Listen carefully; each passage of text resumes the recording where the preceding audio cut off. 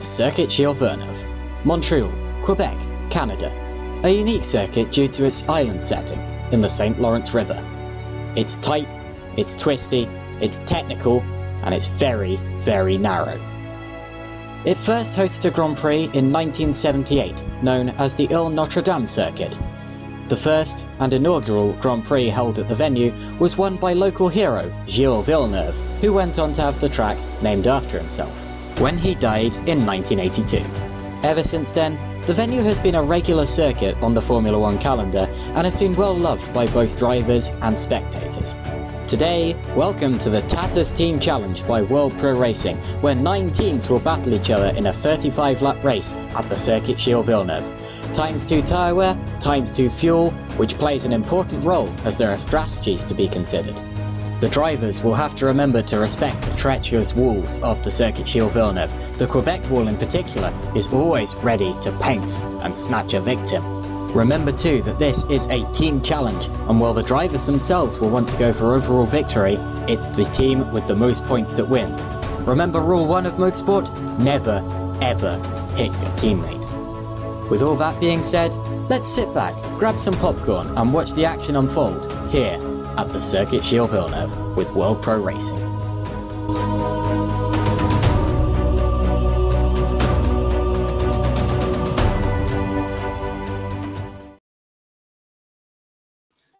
And welcome from today's race, the Tatuus Team Challenge, brought to you by World Pro Racing. Here with me today I'm Adrian, Justin, and we have also George, will be our live steward today. Today, the circuit of Gilles Villeneuve, and together with us also Joshua Penny. On to you, Joshua, for today's race and commentary. Thank you very much, Adrian. So yes, as you heard, welcome to the Tatuus F4 Championship here, the team challenge rather, not the championship. The car we're racing is the Tatuus FA01, the Formula 4 spec car, which should provide a very interesting spectacle around the historic Circuit Gilles Villeneuve. You heard me introducing it a couple of seconds ago, and now you're seeing it with your own eyes, absolutely live, as we prepare for the start of this team challenge. And it's an interesting concept, actually, the team challenge, something that I haven't seen before, where there's going to be 9 teams, I believe, and the team with the most points wins. Points are awarded depending on where the 2 drivers finish. So as you heard, it's not just about how one specific driver does, but about how the team does as a whole. And we might well see some strategies like teams running their drivers very close together on track and helping them to fight through the pack together. Or maybe if one team gets in front, they'll use one driver to fend off the rest of the pack as the other driver leads the race home. I've seen tactics like that in single driver motorsports. So as a team, I'm sure that's going to be even more commonplace. So yeah, we've got a couple of minutes now until, actually, I believe the official practice session has just begun, and we're just preparing. Actually, we are running the unofficial practice. Yeah. Practice will start at 8 o'clock, the official practice, and also after that we have 30 minutes, then we have a 15-minute qualifying session.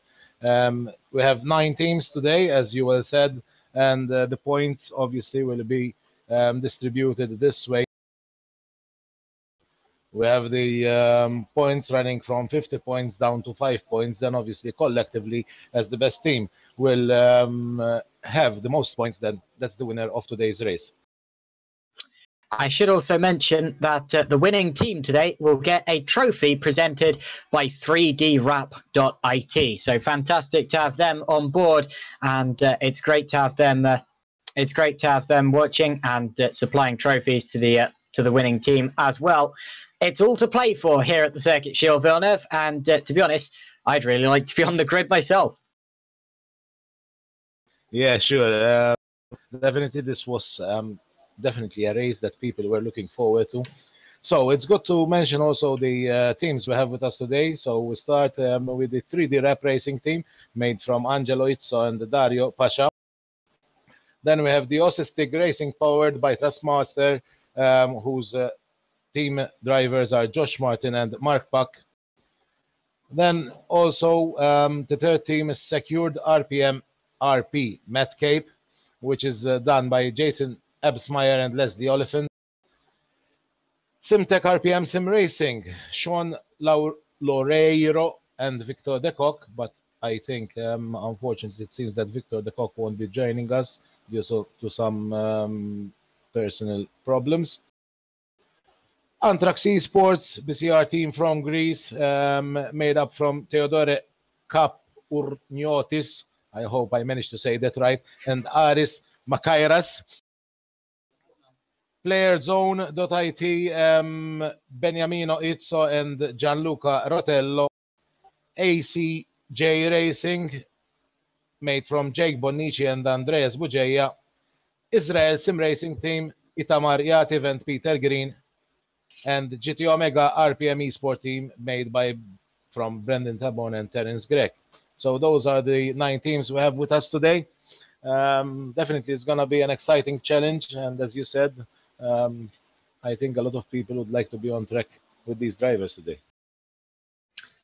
Yeah, it's a very enjoyable track. I've already introduced it, of course, and an interesting event. It's unusual to see Formula 4 cars racing at the circuit Gilles Villeneuve, but the Tatuus F4 chassis, a very fun one to race, and great for the junior series that it supplies the chassis front, or the chassis 2 rather, the Tatuus FA01 chassis. And we should be seeing lap times of about 1 minute 50 today. I predicted before this round. So far, actually, I was wildly out because we're seeing lap times in this practice session already of 1:36. So obviously this track's shorter than I thought. Brandon Tabone currently at the top, but this is a non-official practice session. And the official practice session will start after the driver briefing, which will be in a couple of minutes. Yeah, very right. Our driver briefing will be at within 7 minutes. So following that, then we have the official practice, which will run for 30 minutes, then 15 minutes qualifications, and then we have the 35 lap race of today. As you said, also definitely strategies will play a game today for the winner of the race, because there is a two times tire and 2 times fuel. So I think everybody now has his own strategy in place, and we'll see how it will evolve during the race. Yeah, as he said, ×2 tyre wear, ×2 fuel usage as well. Strategy will come into play. I expect that everyone will be making at least 1 pit stop. Will we be seeing anyone making 2 stops? That depends on how the drivers maintain their tyres and their fuel. And I'm not entirely sure because I've never seen a race like this before. So it'll be interesting to see how long they run on the first stint, and how long they can run on this set of tyres. There are some drivers, of course, who are naturally better than others with that, who are naturally kinder on the tyres and politer with the fuel. But is it worth it? So actually, I would predict that we might see strategies running even into 2 pit stops from the race of today. So we'll see what's going to happen, obviously, during the race. But my prediction is that the drivers will go for a 2 pit stop strategy.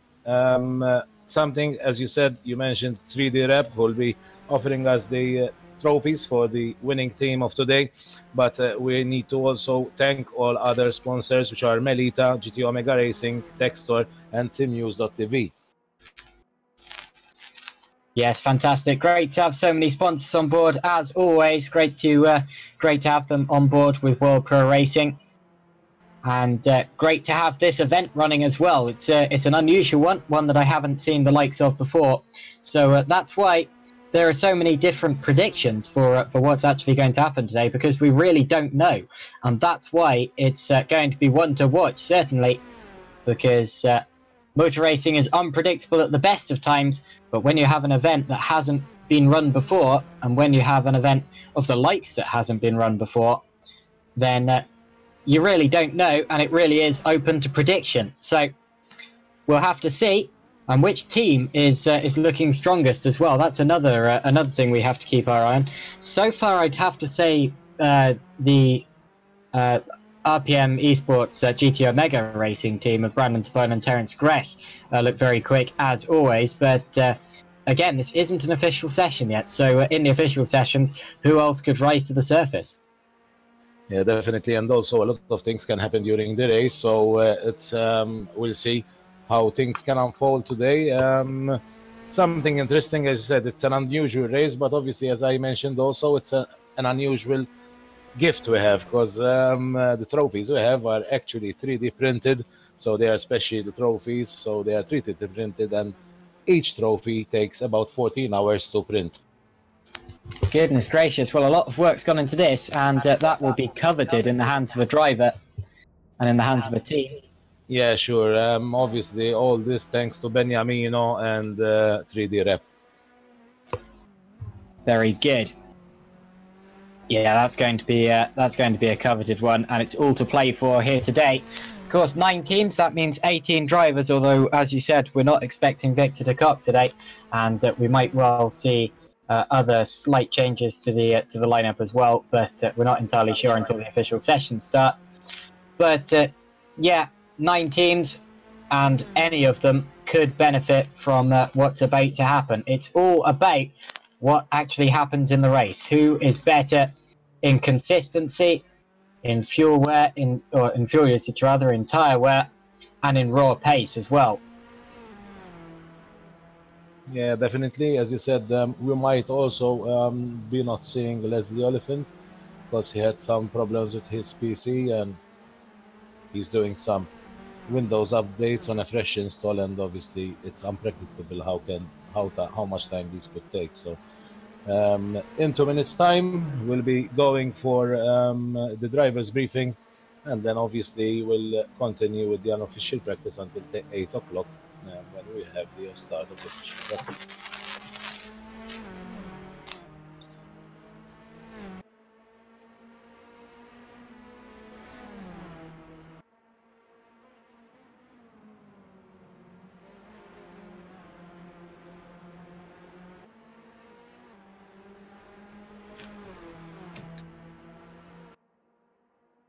So I believe we're just preparing to go to the driver's briefing. Apologies for that. I thought we'd already gone, but yeah, the driver's briefing about to take place.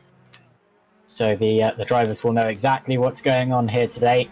Surely they do already, but just one last reminder, one last little lecture before they go out onto the circuit and show us what they're made of today.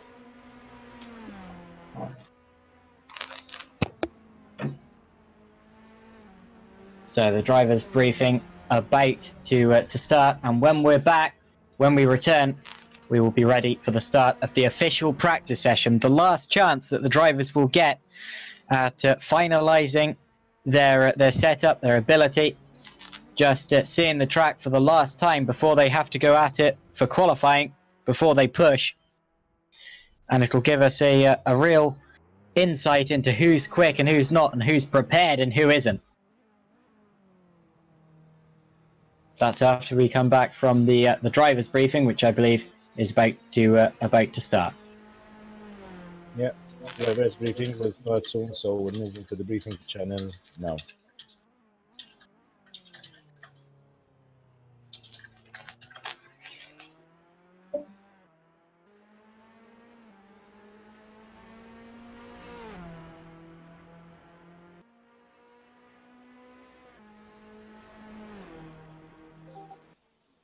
So, good evening, everyone. Good evening to all our drivers of today.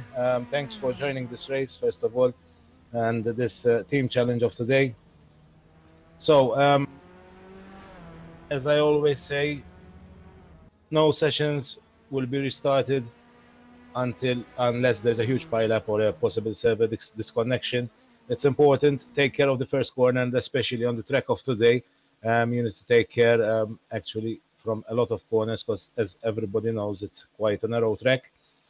Penalties of the game will apply, and we have also our live steward today, George, who will be giving live penalties for any irregularities. So please do drive clean. Something very important, it's to observe the blue flags, because obviously any penalties can apply even if you don't observe the blue flags. It's important that you defend and attack in the right manner, because we sometimes see people doing time bombing and doing a couple of moves to try to defend. Please bear in mind that one move only is allowed to defend.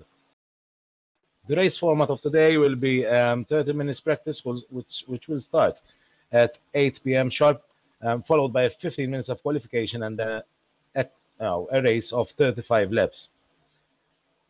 Today we don't have any mandatory pit stops, but obviously due to the 2 times tire wear and 2 times fuel, it's up to you to choose your own strategies on pit stops. During practice and qualifications, we don't like and we don't want to see any drivers just disappearing from the track and going back to pits. Please do proceed to pits on track normally, like real life and like we did also in our TCR championship. At the end of the race, it's important that all drivers just proceed to the pits. We don't want to see any funny moves on track. So at the end of the race, please proceed to the pits until the time of the race is elapsed. Now, the overtime of the race is elapsed. It's important, make sure that everybody stays on Discord. You have various channels where you can join as a team. So all teams choose a channel and stay there. It's important you are there in case we do give you any life penalty. It's important, please be there, because otherwise you'll incur an extra penalty over and above any penalties you will be given. Make sure that you have your Discord on push to talk so that obviously you don't avoid disturbance. In this case, you'll be disturbing your teammate. So that's basically it from me. So anybody, any questions? Nope. So it seems that everybody. Yeah, I have one question. Should we go to one of the different channels? That's what you said? Yes, we have different team channels on Discord. Choose one of them and please join that channel as a team. Okay. They are called Channel 1, Channel 2, Channel 3, etc., etc. Any more questions? So it seems that everybody understood everything. Everybody is happy. Enjoy, guys. Have fun. So don't remember that practice session will start at 8. Thanks very much. So we're going for a short commercial break and we'll be back with you very shortly.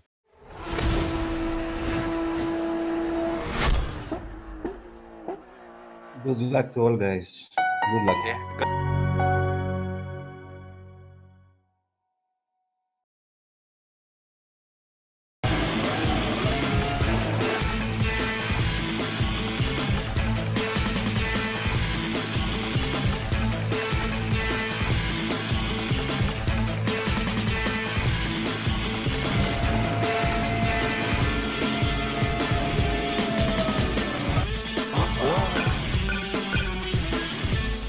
Gigabit Internet issa f'Malta. Gawdi mill-Giga Power biss mal-Melita Flexi.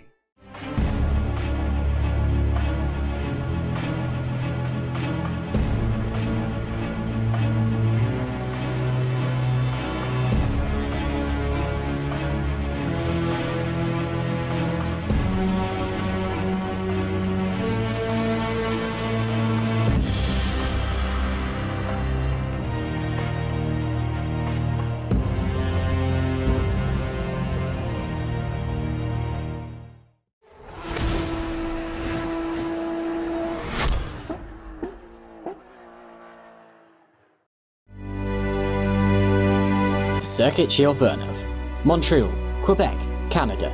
A unique circuit due to its island setting in the St. Lawrence River. It's tight, it's twisty, it's technical, and it's very, very narrow. It first hosted a Grand Prix in 1978, known as the Ile Notre Dame Circuit. The first and inaugural Grand Prix held at the venue was won by local hero Gilles Villeneuve, who went on to have the track named after himself when he died in 1982. Ever since then, the venue has been a regular circuit on the Formula One calendar and has been well loved by both drivers and spectators. Today, welcome to the Tatuus Team Challenge by World Pro Racing, where 9 teams will battle each other in a 35-lap race at the Circuit Gilles Villeneuve.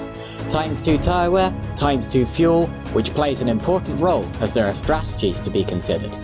The drivers will have to remember to respect the treacherous walls of the Circuit Gilles Villeneuve. The Quebec wall in particular is always ready to pounce and snatch a victim.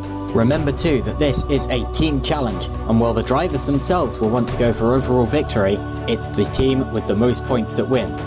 Remember rule 1 of motorsport: never ever hit your teammate. With all that being said, let's sit back, grab some popcorn and watch the action unfold here at the Circuit Gilles Villeneuve with World Pro Racing.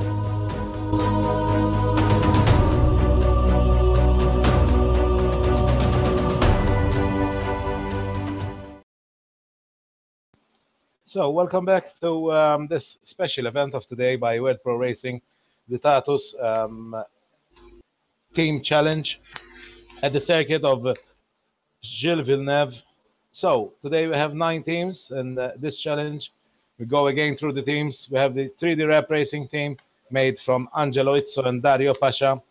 Then we have the Osistic Racing powered by Trustmaster, made up from Josh Martin and Mark Puck. Secured RP Metcape, Jason Absmeyer and Leslie Oliphant. Simtech RPM Sim Racing, Sean Loureiro and Victor Decock. Antrax Esports, BCR Team Greece, Theodore Kapourniotis, Aris Makairas, and PlayerZone.it, Beniamino Izzo, Gianluca Rotello. ACJ Racing, made up from Jake Bonici and Andreas Bugeia. Israel Sim Racing Team, Ita Mariativ and Peter Green. And last but not least, GT Omega RPM Esport Team, made by Brendan Tabon and Terence Gregg. Together with you today, it's me, Adrian. Obviously, together with me also is Joshua commenting. Justin, just next to me, taking care of the broadcast and all the technical part of it. And in the other room, we have also George Muscat, who will be our live steward today. So on to you, Joshua, now. In like 7 minutes, we'll be starting with the official practice session of 30 minutes. Thank you very much. We're back for the Tatuus F4 Challenge. The official practice session will be starting in just a few minutes. In terms of the lineup today, we have a very interesting lineup. You've just heard Adrian taking you over some of the drivers and the teams that have signed up for this. I'm interested to see how a lot of these people do. Peter Green at the minute is at the top of the non-official practice timing sheet that I'm watching now. Peter Green, the Israeli driver for the Israeli team in this series as well, and I also spot a lot of familiar faces there. Josh Martin, of course, won our Lotus 1986, I believe, casual race a little while ago.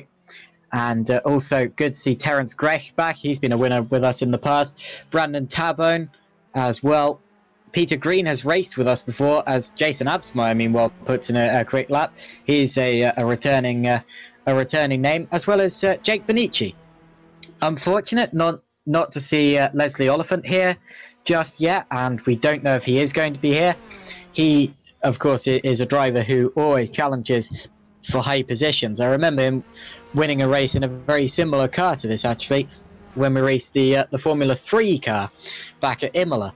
But today we have a Formula 4 car, and unfortunately it doesn't look as if he's going to make it in. But anyway, official practice will start very shortly.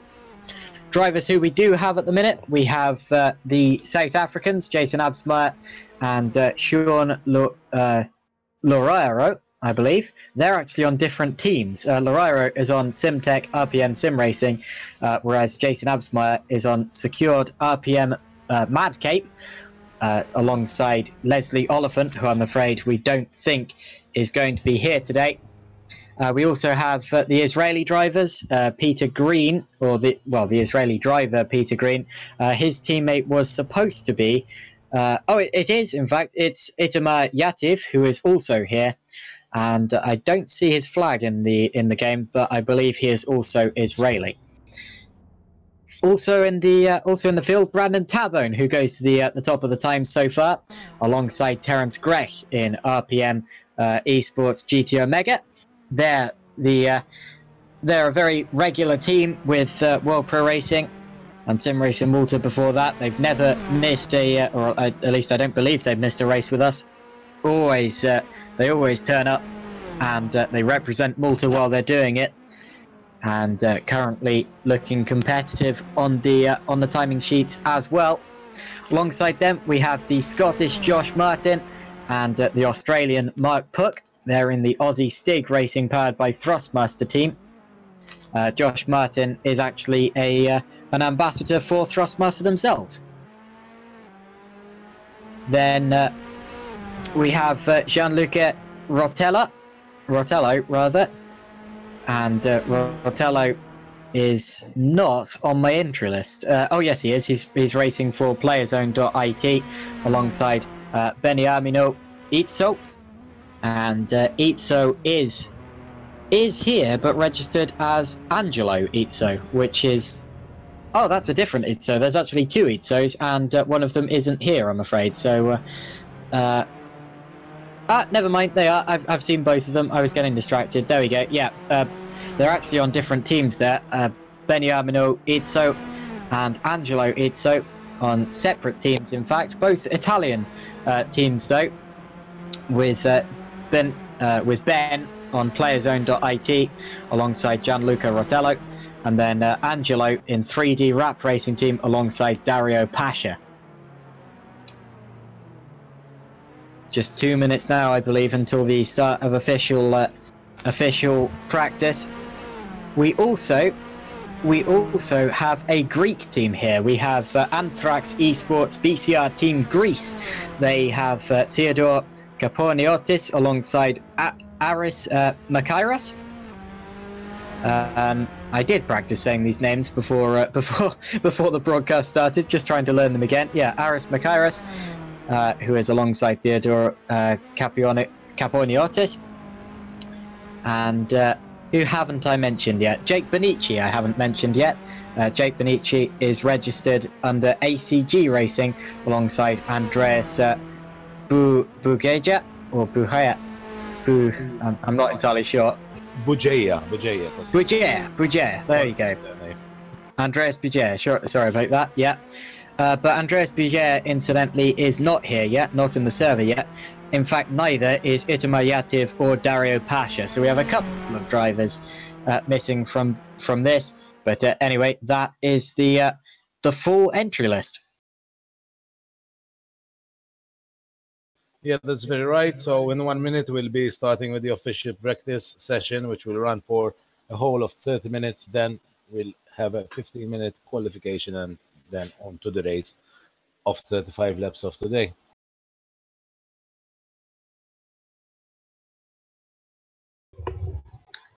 So just a couple of minutes now until the start of the official practice session, where we will first see how the drivers do when they're pushing and see who's prepared and who isn't quite. Incidentally, we have just got Andreas Bugeja in the server, so he's joined us for this event. He's on track for the first time, Nate, and it's good to see that he's arrived. We're still waiting for Oliphant, Ducoc, Yativ, and Pasha.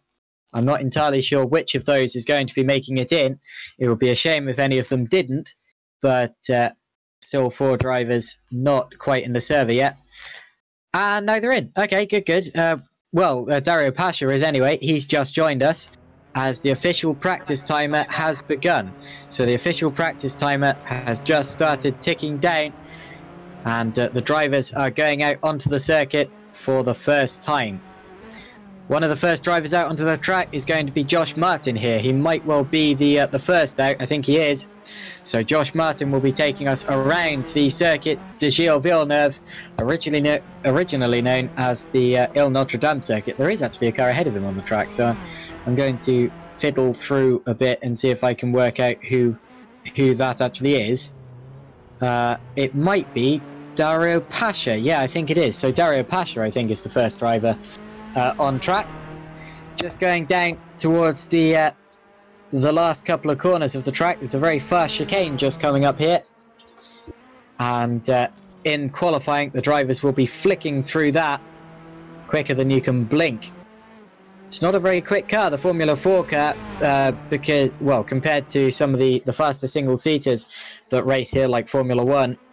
But I tell you what, it can still change direction like a flea. He's now just exited the Pingle hairpin, and he'll be setting up for his lap at this point down the Casino Straight, aka the Droit de Casino. And then he just has the chicane, the final chicane of the track, with the infamous Wall of Champions, Quebec wall on the outside. Avoid the wall and you're set up for the lap. Watch this as he opens the throttle, and Dario Pasha is about to take us around the first full lap of the Circuit Gilles Villeneuve today. He crosses the start-finish line and brakes down towards turn 1 and then towards turn 2. This is the Virage Senna. Out of the Virage Senna and down the straight. It's a very short straight before a quick right-left flick chicane, 3 and 4.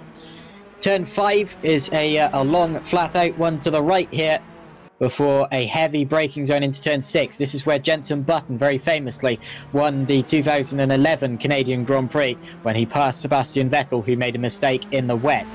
Out of turn 7, down the back straight and towards turn 8. Turn 8 and turn 9 are another chicane, one of the many chicanes on this circuit, but they're very natural chicanes, they're not artificial.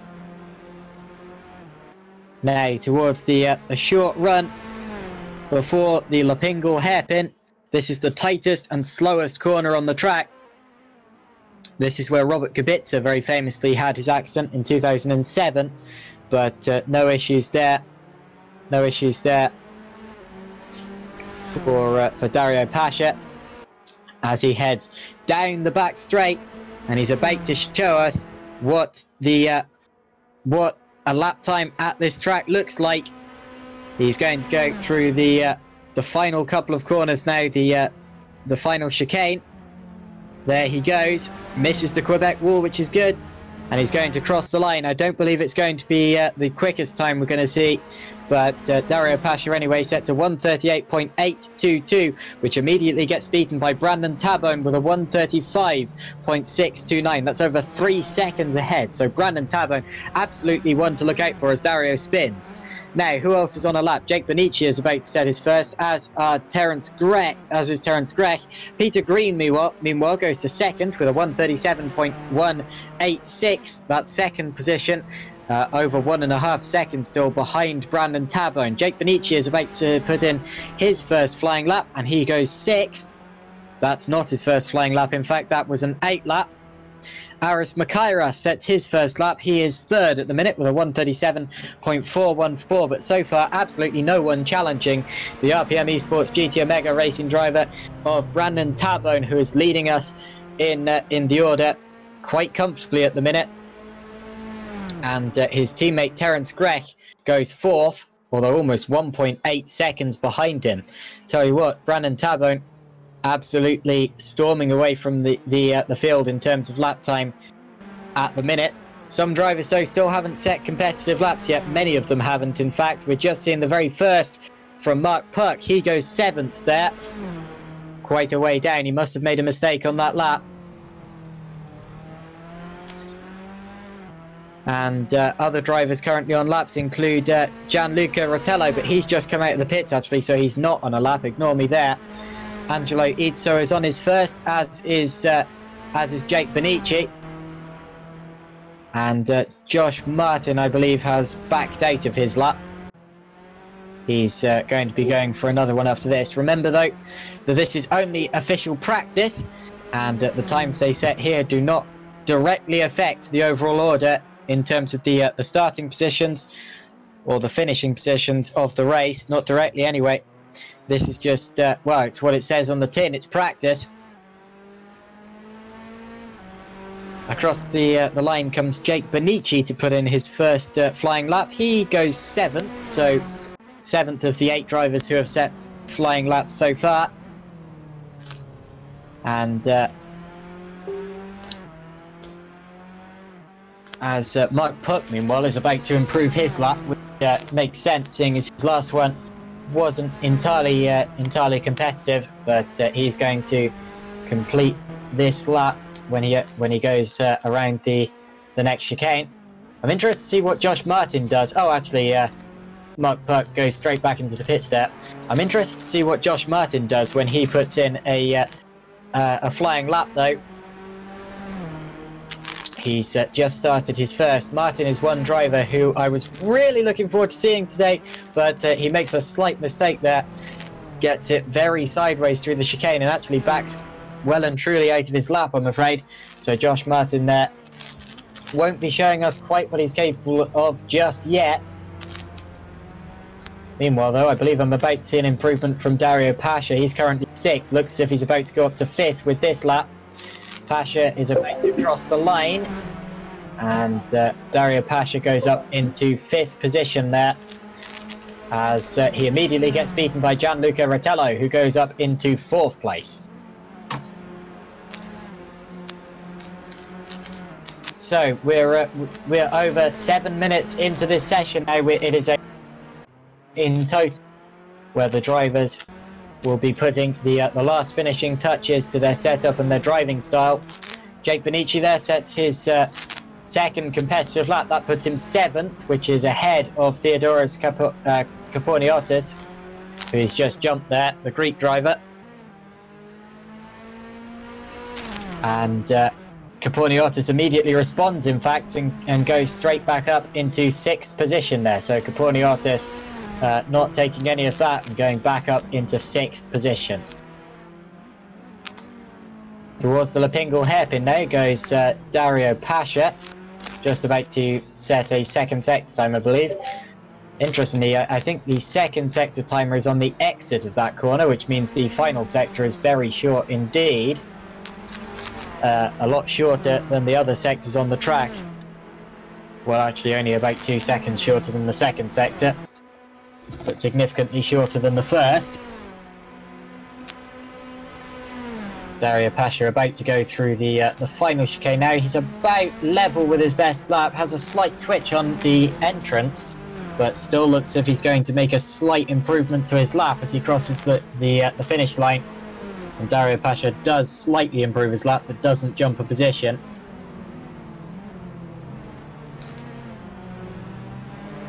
And still, Brandon Tabone over 1.3 seconds faster than anyone else on the track.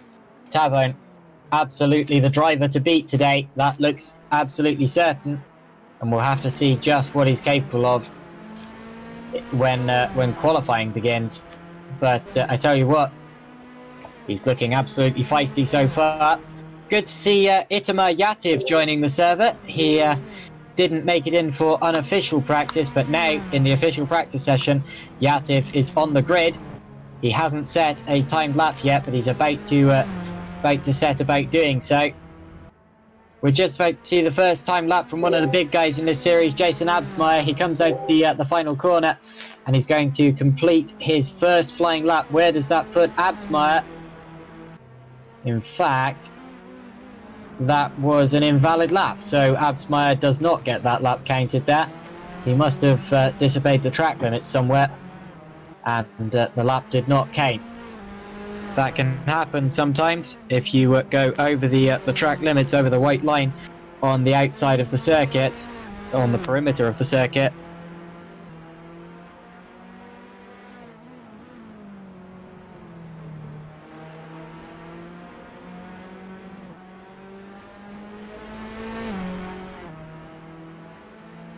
Now, just about to see Josh Martin putting in his first lap as well. It's looking relatively quick so far.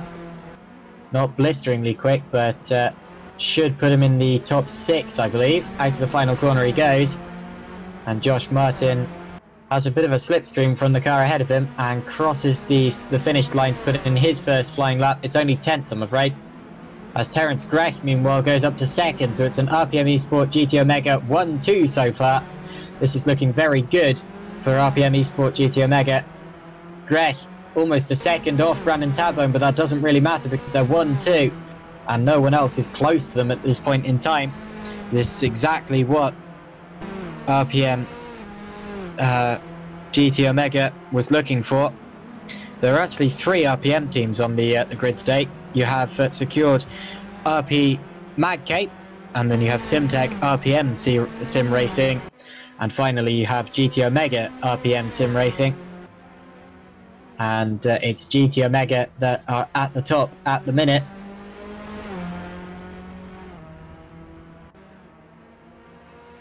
So heading towards the Pingle hairpin is Terence Gray. He's already going about a tenth up on his lap. He's got traffic there. Incidentally, he seemed to gain time in all of that, despite having to take a slightly compromised line into the Pingle hairpin. I wonder whether the slipstream gets over the grass. That was a bit wonky. I wonder whether the slipstream helped him though. There's a driver trying to slipstream his way back through at the minute. I should try to work out who that is. That, incidentally, was that Josh Martin? I think it may have been. And yeah, it was, in fact. And that's ruined Terence Greg's lap. Terence does not make an improvement. Incidentally, there's contact, actually. More contact with Josh Martin. That was clumsy. Round he goes. I wasn't really looking, so I didn't quite see who was to blame for that, but I saw multiple instances of contact in practice. Now, that's really not what they should be doing. I was just about to say, though, Aris Makairos has just gone up to 2nd position. So Aris Makairos splits the 2 RPM Esports GT Omega drivers. And that, of course, is Aris Makairos from the Anthrax Esports BCR Team Greece, the Greek team that's racing here today, who has put his car in 2nd position. His teammate Theodoros is in 6th place as we speak, Theodoros Kaponiatis. So we have just 17 minutes remaining in this session now. So we've had 13 minutes, and it's Tabone leading from Makairos, Grech, Rotello, Green, Kaponiatis, Lorero, Yativ, Pasha, Benici, Puck, Itzo, Martin, Bouger, and Absmeyer, who hasn't set a competitive lap yet. However, Absmeyer has just set the fastest first sector of anyone. Out of the 2nd sector he goes. How quick has this been? It's been quick.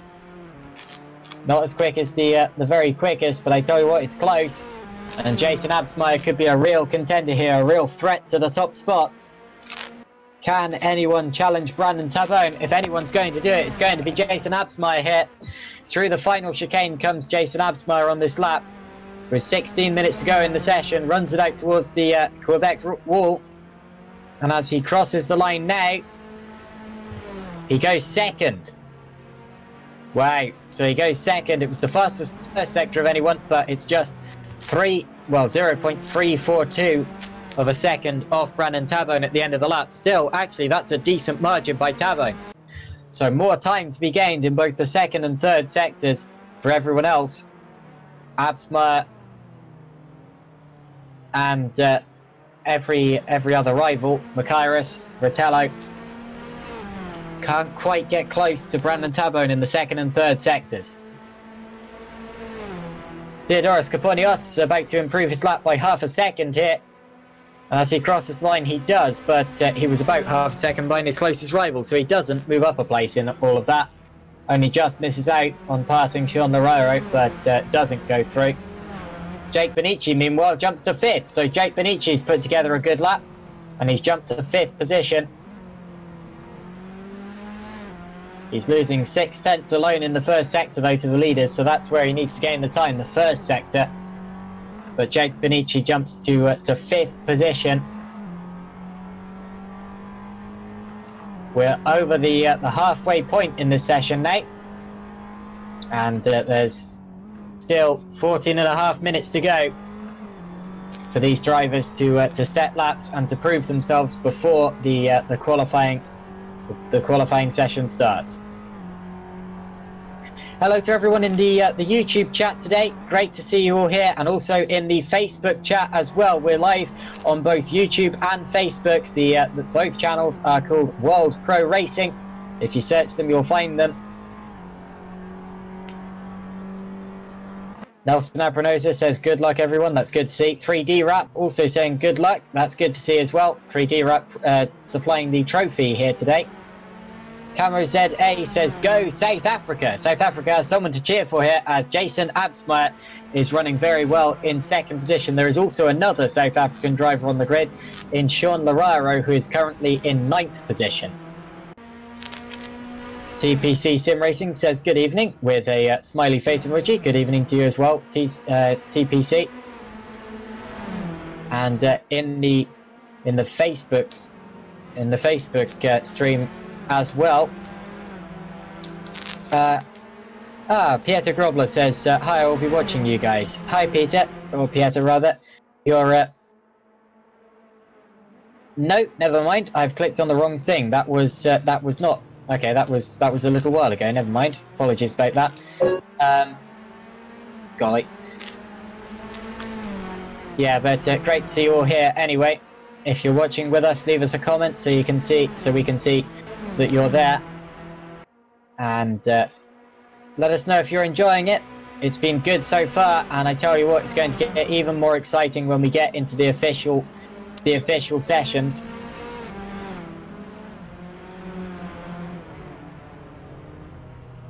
Clinton Falzen says hi everyone. Clinton, of course, a racing driver himself.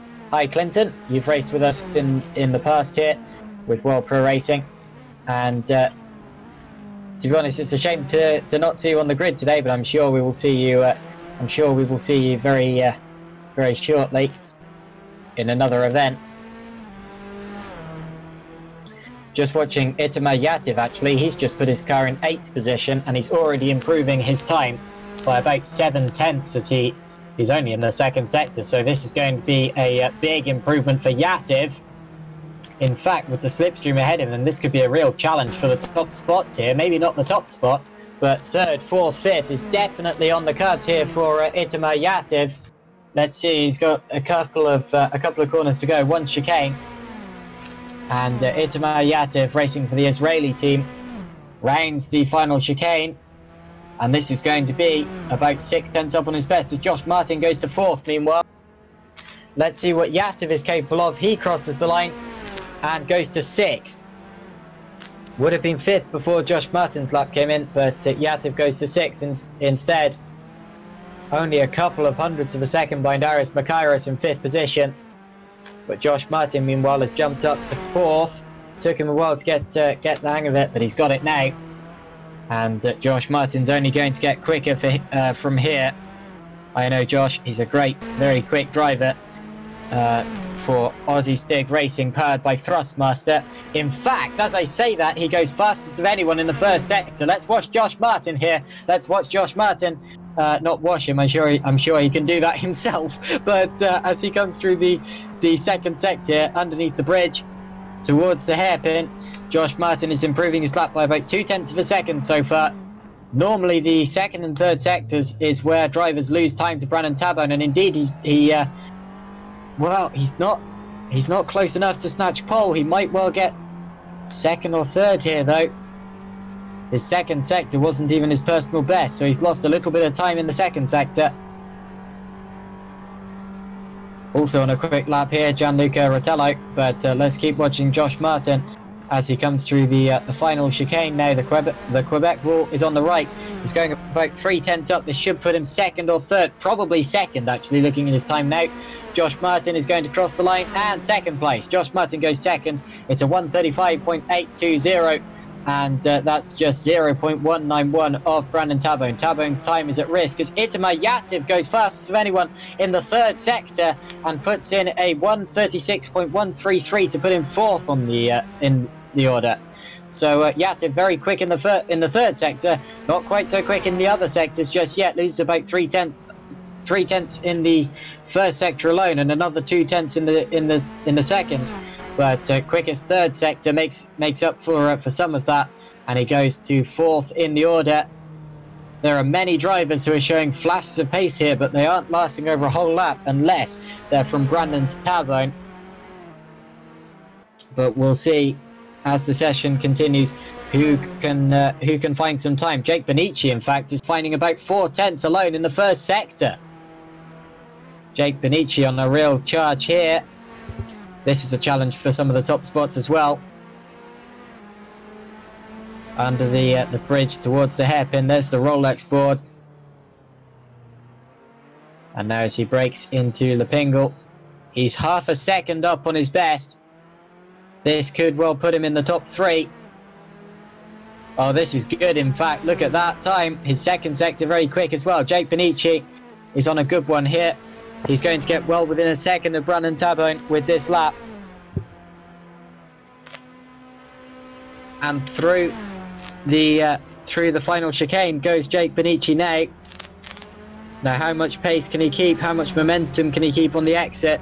This is still going to be a very quick lap. Now, is it 4th? Is it 5th?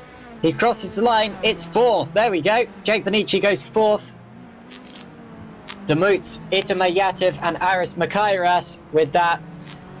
But Brandon Tabone, in fact, who's already at the top of the order, is going quicker still.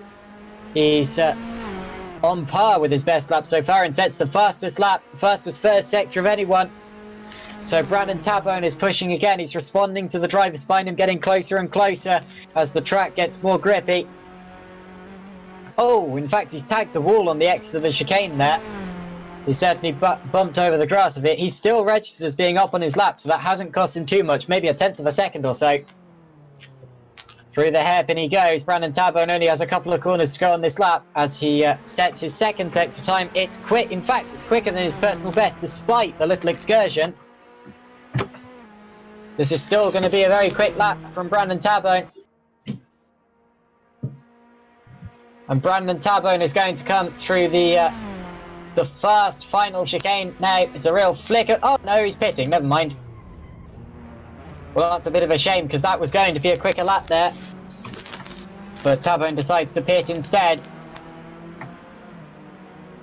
And doesn't show us quite what he came. Yeah, that would have been, I expect, a 135.5, a late 135.5.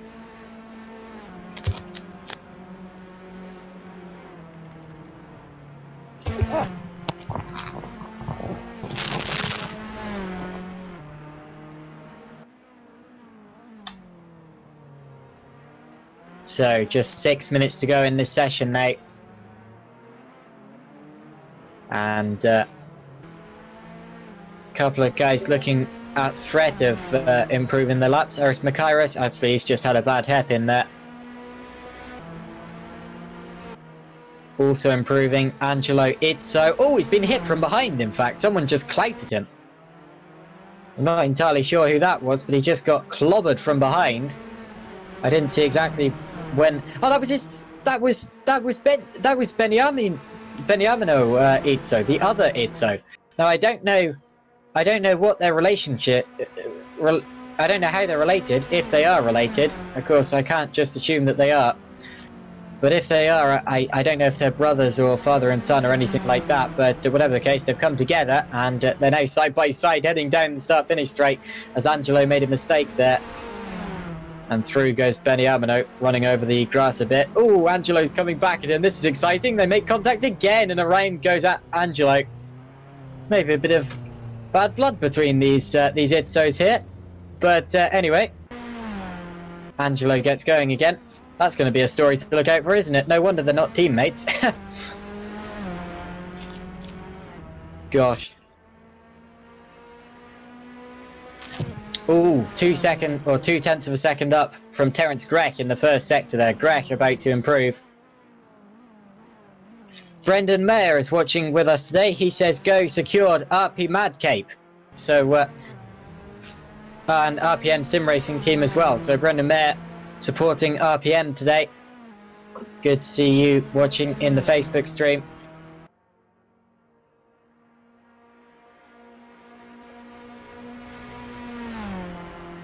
It's good to remind everybody that we're live actually on Facebook, YouTube, and we do also have a live stream on Twitch. So okay, I wasn't quite sure that.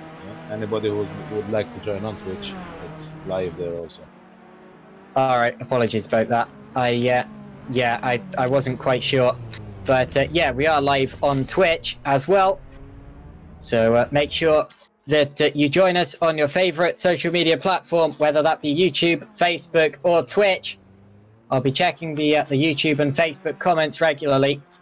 Unfortunately, I don't have good access to Twitch, but it's still good quality from there, and you'll still be able to watch all of the action and hear all of the commentary and see everything.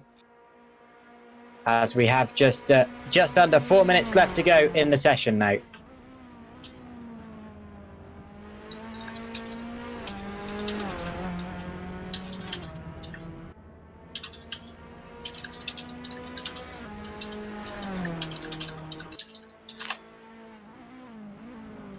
So, fastest first sector has just come in from, guess who? Gianluca Rotello. That was unexpected, but Rotello is flying all of a sudden. He's also set a quick second sector here, and Gianluca Rotello is suddenly pulling something out of the hat. This is what I love about sim racing. You never quite know what everyone's pace is until they show it, and sometimes drivers can surprise you very late on in the session. Rotello's about to set his lap. This will be quick. Look at this. Gianluca Rotello crosses the line, and it's 5th. Gianluca Rotello, while he set the fastest first sector of anyone, goes 5th, and that just shows you how close we are at the top of the order now. The top 6 drivers are separated by less than half a second. Now, who would have expected that at the start of the session? It looked like it would be an absolute Brandon Tabone whitewash, but all of a sudden, we have 6 drivers within half a second of each other at the front of the order. This is going to be very exciting. And there are a couple of drivers just on the cusp of breaking into that half a second gap as well. We've got Itamar Yativ just 0.004 of a second away from that, and also Iris Makairis very close as well, as Gianluca Rotello again goes fast in the first sector. Rotello flying in the first sector again as he rounds the chicane. This could be a challenge for the overall first position in this practice session. I was going to say pole position effectively, but of course this isn't quite qualifying yet. Through the hairpin he goes. This is looking very quick indeed, and he's got slipstream from up ahead of him. Some distant slipstream there, and it's a quick second sector. That's his quickest second sector yet. Gianluca Rotello going down the Duarda Casino straight, and he's got 2 corners to go now. The Italian exits these corners here. I don't think it's quite going to be pole position as he has a little twitch, but this could well be on for 3rd. Rotello crosses the line, and it's 4th. So Rotello moves up 1 position, jumps Jason Absmeyer. I thought it was going to be quicker, but his final sector didn't quite come together. He lost out 0.2 of a second to Terence Grech there. But Jason Absmeyer gets jumped anyway. Absmeyer down to 5th, and Rotello up to 4th. We've seen that Rotello is absolutely storming in the first sector, but just loses a bit in the 3rd mainly. His second sector looks okay. And he's already backed out to this lap. This will be an in lap. We have less than a minute to go of session timing now.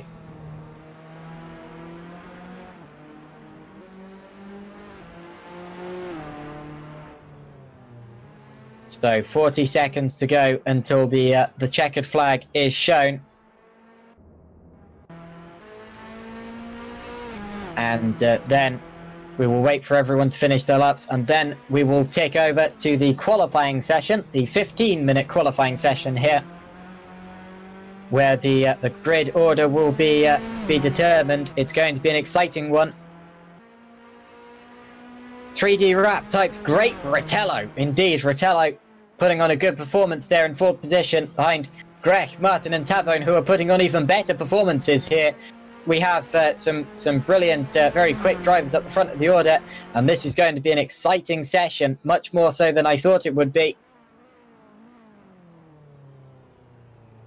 Sherrick Crawford says, go Jason and Sean. Hope to see Leslie join soon, and a pity Victor can't join the race. Indeed, it's a shame to see some drivers who we expected to be here not quite showing up as the checkered flag falls now.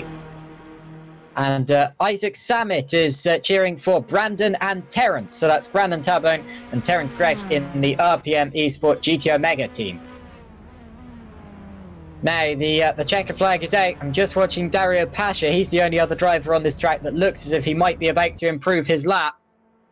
And Pasha, who's currently in 13th place, improving his lap by about 0.3 of a second. He's about 0.5 of a second behind his nearest rival, Mark Puck, though. So it'll be close as to whether he can pull out enough time in the final sector to jump Puck, but I'm not quite sure that he will be able to. Dario Pasha just about to navigate the chicane. There we go.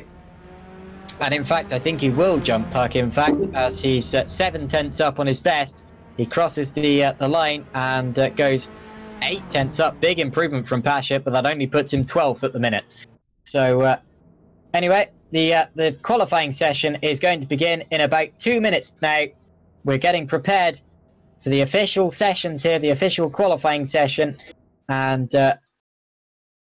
this is when the drivers can really start to make a difference to their result and really start to show their rivals exactly what they should be scared of. This is it, everyone. Just 1 minute 30 now until the start of official qualifying. Yeah, that's very right, Joshua. Obviously, I would like to take also this occasion to thank our sponsors, which are 3D Rep, Melita, GT Omega Racing. Today, a special event, as you said earlier on, and also a special trophy to the winning team, Trophy, Textor, and SimNews.tv. Thanks to them, obviously, we have these events running. It will be one for each driver. These trophies are 3D printed by 3D Rep.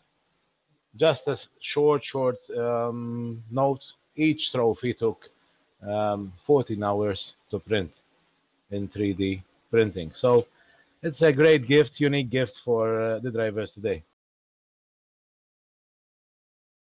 Fantastic. So just 30 seconds now until the timer will start for official qualifying. In that session, incidentally, we got 6 drivers separated by just half a second and several just outside of that as well. Who's going to take pole here? Will it be Tabone, Martin, Greg, Fratello, Outsmeyer, Benici? Will it be someone completely different? We're absolutely open to surprise here.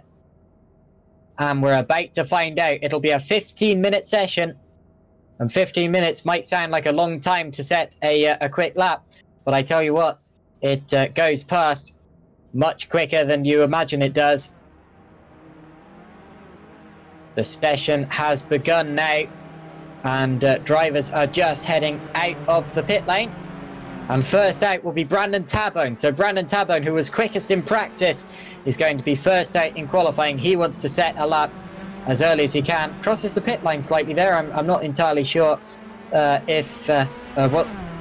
strict we are on that. But Tabone there, not really causing any danger. There was no one coming on the track behind him because the session just started. Has to be careful of that though. Actually, that's why it's like his first exit on the pit, and there is nobody on track, so that is why it could be something that yes, can pass by without any penalties. That's good. Still good to respect that pit line there. It's there for a reason. Although yeah, no penalties at the minute, and that's well, it makes sense really. There's no danger, but. Brandon Tabone has to now start thinking about setting himself up for his first flying lap. This could be his qualifying time and his first real shot at setting a time that will put him at the front of the order. He managed it in practice. Can he manage it again in qualifying, or will someone else surprise us? So Brandon Tabone now sets up for his first fast lap. Goes out over the curb and begins the timer when he goes under the lighting gantry. Brandon Tabone now starts his lap and begins to round the center corner, virage center rather, and following him through Pasha, Benici, Itzo, Makairis. They're also going on to their first flying here. And quite a few other drivers on track as well. I'm going to keep an eye on the live timing as they go through this first qualifying lap to see who's looking quick and who could pose a real challenge. It's a 36.4 in the first sector from Brandon Tabone. That's quick. And Tabone there, already setting a benchmark first sector, although immediately beaten, in fact, by Gianluca Rotello. We saw that Rotello was blisteringly quick in the first sector. He's done it again. Brandon Tabone now just about to finish his second sector. What's his second sector time? As he exits the hairpin and puts down the power to 30.3.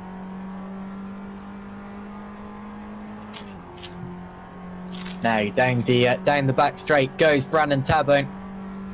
This time looks to be just about quicker than the one that Rotello's on at the minute, but not by much. Rotello, in fact, just set a 30.5 in the second sector, so he's about 1/10 down on Brandon Tabone in total now. Across the start-finish line goes Brandon Tabone to set the first qualifying lap, and it's a 1:35.640, and that, or 0.740 rather, and that is very close to what he set in practice. Not quite there, but very close. And Gianluca Rotello goes second now with a 1:36.120, over 3/10 off. And Itamar Yativ goes to second with a 1:35.850.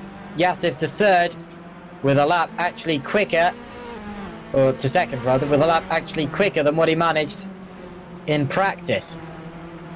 Quite a lot quicker, in fact. Immediately though, Brandon Tabone is responding. He's just set the fastest first sector of anyone as he flies through the second sector now. Brandon Tabone on the fastest lap we've seen so far. Absmeyer has no response there. Incidentally, Itamar Yativ's just gone fast in the first sector. Yativ suddenly found a load of pace here. He's going even quicker. Goodness me. What's Tabone's second sector?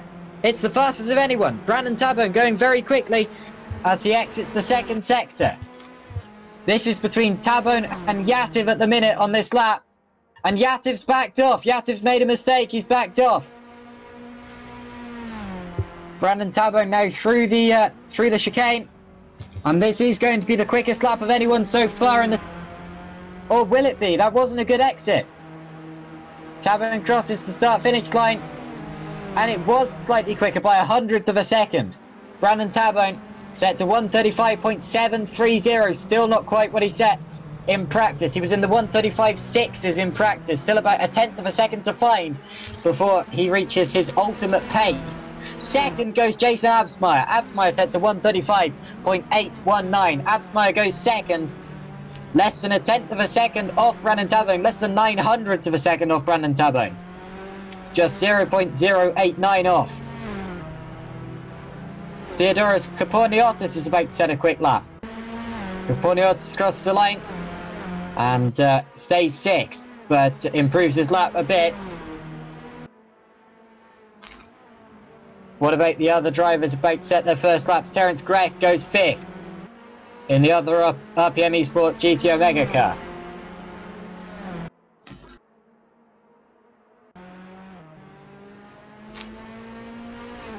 Now, Peter Green there goes seventh. Peter Green goes seventh. That's an improvement from him. And fastest second sector of anyone from Brandon Tabone. However, his first sector was about 8/10 off. So Tabone not pushing on this lap here. Maybe setting up for another, or maybe about to pit. Now, does he go onto another lap or not? No, he doesn't. He does pit. So Brandon Tabone goes into the pits there. He will be setting up for another run, I expect. Big improvement in the first sector for Peter Green so far. That's about 6/10 up, and this is on target for at least the top 5 here so far. Actually, what can Gianluca Rotello do? He's about to cross the line. Rotello improves his lap, but doesn't quite jump to third.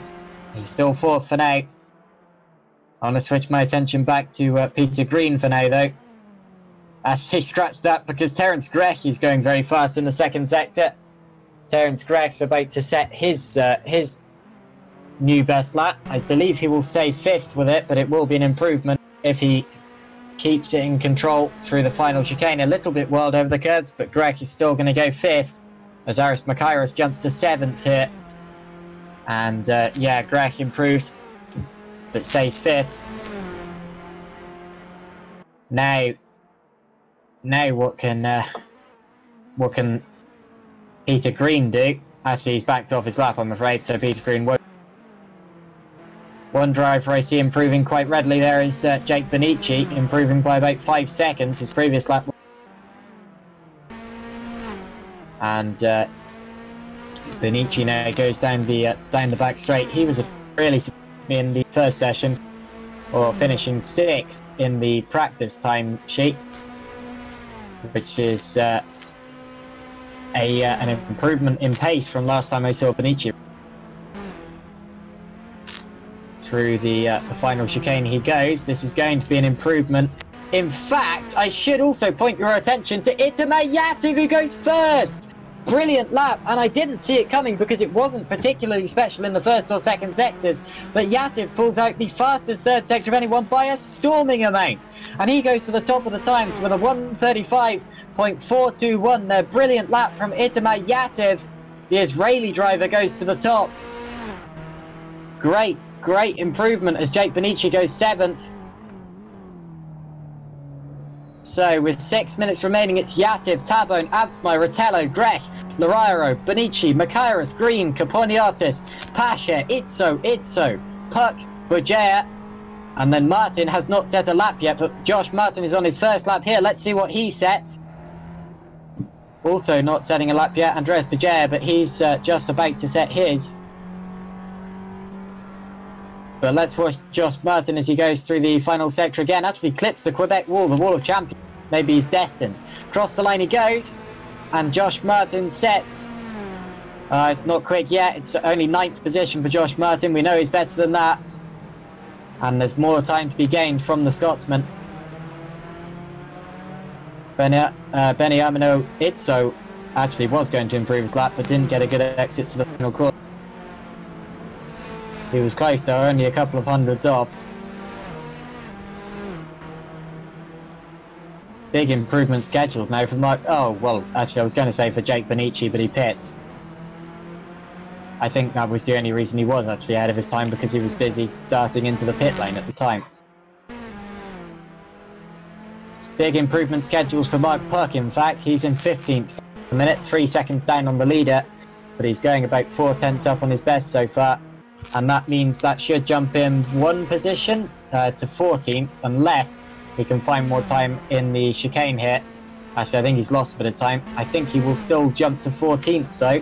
He's in 15th now out of the 16 drivers we have. And Mark Puck jumps to 14th, there we go. And what can Brandon Tabone do now about Itamar Yativ? Just started another lap, and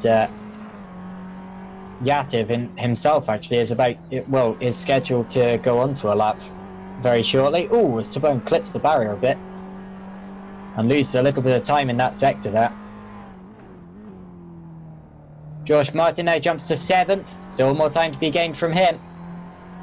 Remember that he was 2nd in practice. In fact, he was almost all 2nd quicker than what he's done already, so still more time to be gained from Josh Martin. He's got more in his pocket. Peter Green about to improve, is he? Possibly. Out of the final corner he goes. He's in 10th so far, the Israeli driver. Teammate to Itamar Yativ. And does improve slightly, but doesn't gain a position. He's 8 thousandths off Aris Makairis.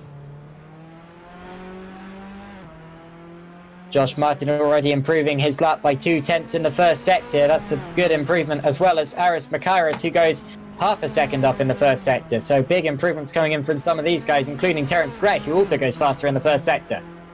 So 3 guys improving their laps here.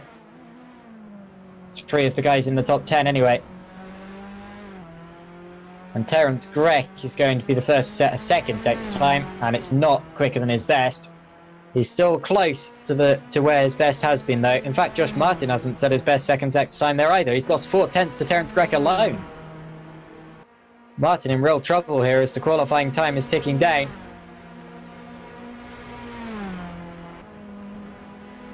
Bouncing across the chicane goes Terence. This will be a slight improvement from Terence. I don't think he'll jump to 4th.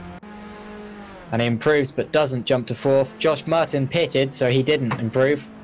He will get one more attempt if he uses it, and I should hope he does, because Martin is a long way below where he is expected to qualify, especially in terms of the time. He's about 8 tenths down on what he set in practice.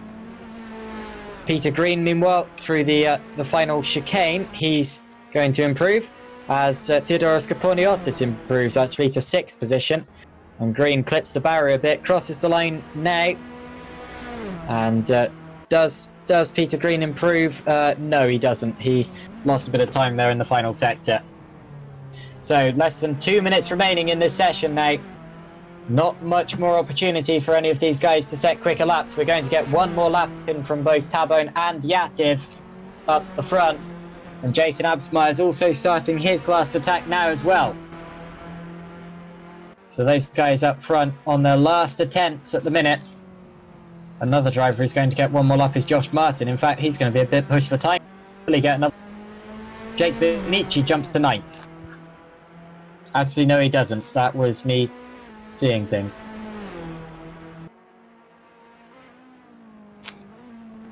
I tell you what I actually saw. I saw Sean Loriro jumping to 7th position there. So Loriro into 7th. Terence Grech about to improve his lap slightly. Grech out of the final corner. I think this will still keep him 5th though.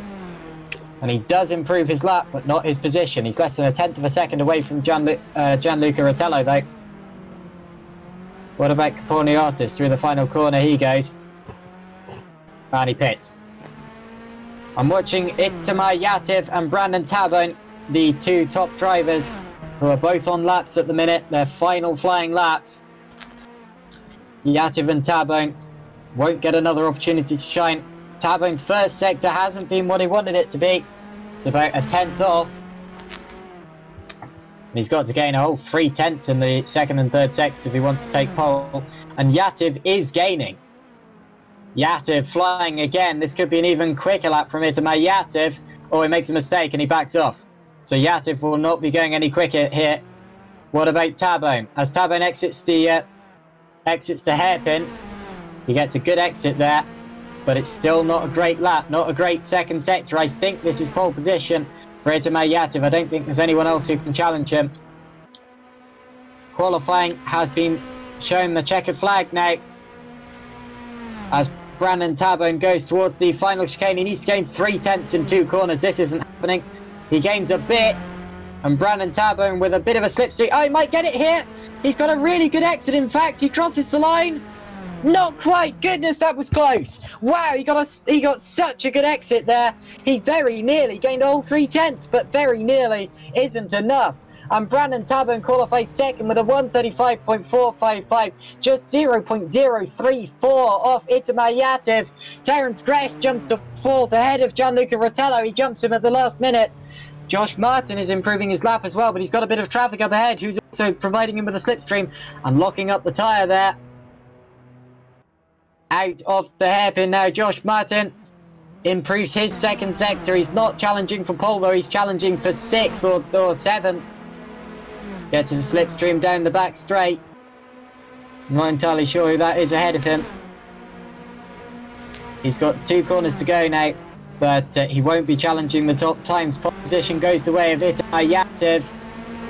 Now, does Martin improve? I think he will, getting a good slipstream here, and I think he's going to go to 6th.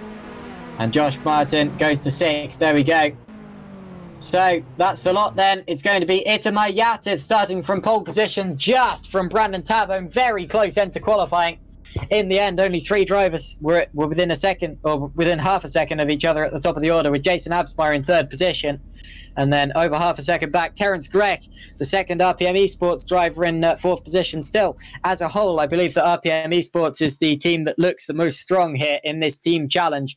5th place is Gianluca Rotello, followed by Josh Martin, then Theodoros Kaponiotis, Sean Loriro, Jake Benici, Aris Makairis, Peter Green, Dario Pasha, Mark Puck, Beniamino Itzo, Angelo Itzo, Andreas Bugea, and that's the lot for that qualifying session there. 16 drivers just set laps. And what a session that was. Yeah, definitely. I agree. We're going for a short commercial break and we'll be back with you very shortly. Circuit Gilles Villeneuve, Montreal, Quebec, Canada. A unique circuit due to its island setting in the St. Lawrence River. It's tight, it's twisty, it's technical, and it's very, very narrow. It first hosted a Grand Prix in 1978, known as the Ile Notre Dame Circuit. The first and inaugural Grand Prix held at the venue was won by local hero Gilles Villeneuve, who went on to have the track named after himself, when he died in 1982. Ever since then, the venue has been a regular circuit on the Formula 1 calendar and has been well loved by both drivers and spectators. Today, welcome to the Tatuus Team Challenge by World Pro Racing, where 9 teams will battle each other in a 35-lap race at the Circuit Gilles Villeneuve. ×2 tyre wear, ×2 fuel, which plays an important role as there are strategies to be considered. The drivers will have to remember to respect the treacherous walls of the Circuit Gilles Villeneuve. The Quebec wall in particular is always ready to pounce and snatch a victim. Remember too that this is a team challenge, and while the drivers themselves will want to go for overall victory, it's the team with the most points that wins. Remember rule 1 of motorsport: never ever hit your teammate. With all that being said, let's sit back, grab some popcorn and watch the action unfold here at the Circuit Gilles Villeneuve with World Pro Racing.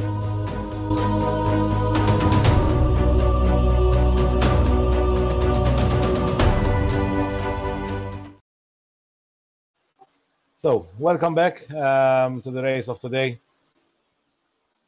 Here with me, Justin again, George, our live steward, and Joshua, our commentator of today. So, Joshua, any idea, any predictions for this race of today? I predict unpredictability, Adrian. This is going to be a very exciting.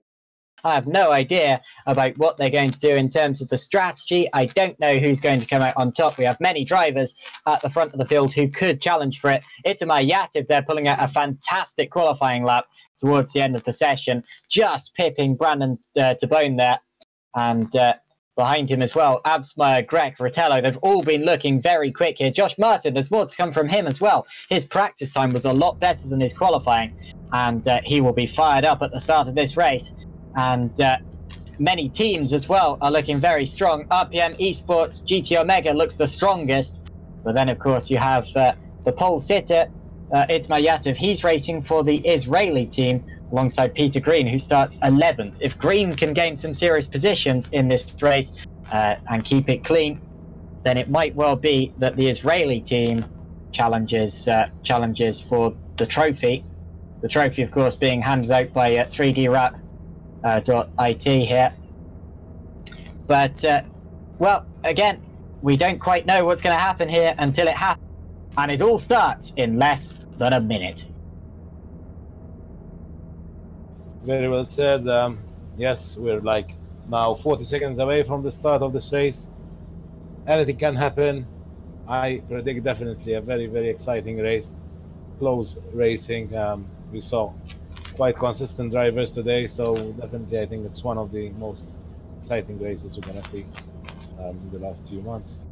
Looking down the order again, the grid is headed by Itamar Yativ. He's followed by Brandon Tabone, Jason Absmeyer, Terence Gregg, Gianluca Rotello and Josh Martin. Behind them, Caporniotis, Larairo, Bonici, Makairis, Green, Pasha, Puck, Itzo and Bujea. And when the lights go out, they will be going and heading down to turn 1. Watch for the lights. Go, and we're away. The race has begun, and away from the start goes Itamar Yativ. Gets a great getaway, and he's going to lead this race down into turn 1. Itamar Yativ leads the race in the Jaguar liveried Tatuus F4 car. Yativ leads. Second is going to still be Brandon Tabone, and behind him Jason Absmeyer's lost a load of places. Jason Absmeyer's had a dog of a start there. Terence Gregg is up to 3rd, and Rotello and Martin are side by side heading towards the chicane there, and Martin gets the better of him. Martin is through. Now watch them as they head through the middle sector of the track, still squabbling for position. Bit of a dive in the mid pack there, but everyone cleanly through, I believe. I didn't see any bumping and banging, and I'm not even sure whether there was contact from anyone there. That was a fantastic start to the race, and that's fantastic to see. Side by side further back, Andreas Bijay is going side by side with Mark Puck there. And I'll be able to give you a full rundown of the order after this first lap. It's hard to predict it now, but watch Brandon Tabern going for the lead on the inside of the Bingle hairpin. Wide goes Yativ, but he's going to keep the lead for now. And on the exit there, Brandon Tabern has to settle for second, but he's got the slipstream now, and Itamar Yativ is under real pressure here from Brandon Tabern. Watch them as they come down the straight and towards the chicane, the final chicane. And then I will be able to update you of the order after this first lap. Who's going for a move down the start-finish straight? Watch for 4th position. Josh Martin just holds off there. And Yativ's made a mistake. Yativ's in the wall. Yativ's crashed. Yativ has crashed on the first lap of the race. He's going slowly. He's stopping. That's utter drama here. Itamar Yativ is out of the race on the very first lap. What terrible drama for Itamar Yativ, our pole sitter, who has stuffed it into the barrier and has retired from the race on the very first lap. Oh my goodness, that is terrible. Brandon Tabern leads the race, followed by Terence Gregg. It's an RPM Esports GT Omega 1-2. They're followed by Josh Martin, Gianluca Rotello, and Jason Absmeyer. But what utterly horrible, horrible fortune for Itamar Yativ, who has stuffed it into the Quebec wall on the very first lap of this race. Utter drama.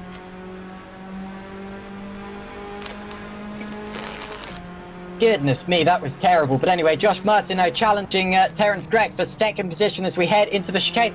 It. Look at that, actually cuts the corner slightly and tags the front of Terence Gregg's car. Gregg won't be very happy about that, and now he's coming under attack from Gianluca Rotello. Rotello goes to the outside. He's going to still be there by the time we get to the Lapingle hairpin. He's still on the outside now. Can he hold it around there? He will get the traction on the exit.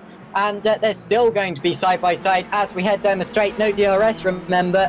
So this is all going to be through momentum and through willpower as we head towards the final chicane here. Down towards the final chicane we go. And Josh Martin is still on the inside but has to concede now. I didn't mean Martin, I meant Terence Gregg, who concedes to Gianluca Rotello, who goes in position. After that lap, it's now Brandon Tabern leading the race from Josh Martin, Gianluca Rotello, Terence Gregg, Jason Absmeyer, not Itamar Yativ, he's out, I'm afraid. Peter Green incidentally has gained loads of places and gone up to 6th position. He started 11th, remember, but that team won't be scoring many points seeing as Yativ is out. Following him, Caporniotis, Makaris, Benici, Itzo, that's Angelo Itzo, and then the rest of the pack behind them as well, as Yativ actually is exiting the pit, so he's repaired the damage and he's back in the race, but he's a lap down, so Yativ will not be contesting for strong positions here, I'm afraid to say. But what a dramatic start to the race it's been, and it's not over yet, because look at Gregg now coming under attack from Jason Absmeyer. This is position as they head towards the turn 7 and 8, turn 8 and 9 rather, the chicane. And Absmeyer has to back off for now. Terence Gregg gets the better exit. Towards the Lapingle hairpin they go now. And Absmeyer doesn't risk going for a lunge, quite wisely so. He'll have the slipstream down this next straight and might have an opportunity to get past his rival as they head towards the final chicane. And as they complete the 3rd lap of the race, the order will look completely different. Through the final chicane they go. Slight lock-up from Jason Absmeyer in 5th position. But 4th place still in the hands of Terence Gregg as they cross the line. Now the gap to the lead just 0.8 of a second, closer to 0.9 actually, but still very close, and actually closer than it was on the last lap. So maybe Martin is going to challenge Tabone in this race. He's certainly not allowing Tabone to get away, and quite rightfully so. And that's good to see there. A couple of guys who have been a bit delayed further back. It's taken a while for Mark Puck to come through, and also Andreas Bijay and Sean Larairo. And Larairo has actually passed Bijay on that lap. Itamar Yativ, of course, is also delayed, but that is because of his accident on the very first lap. It looked like a bit of a weird accident from Yativ, actually. I was wondering, by the way the wheel snapped, whether there was a hardware issue. Maybe his sim racing wheel has had some sort of failure, or maybe it was just that he did go into the wall on the exit of the corner and it broke the steering, or something along those lines.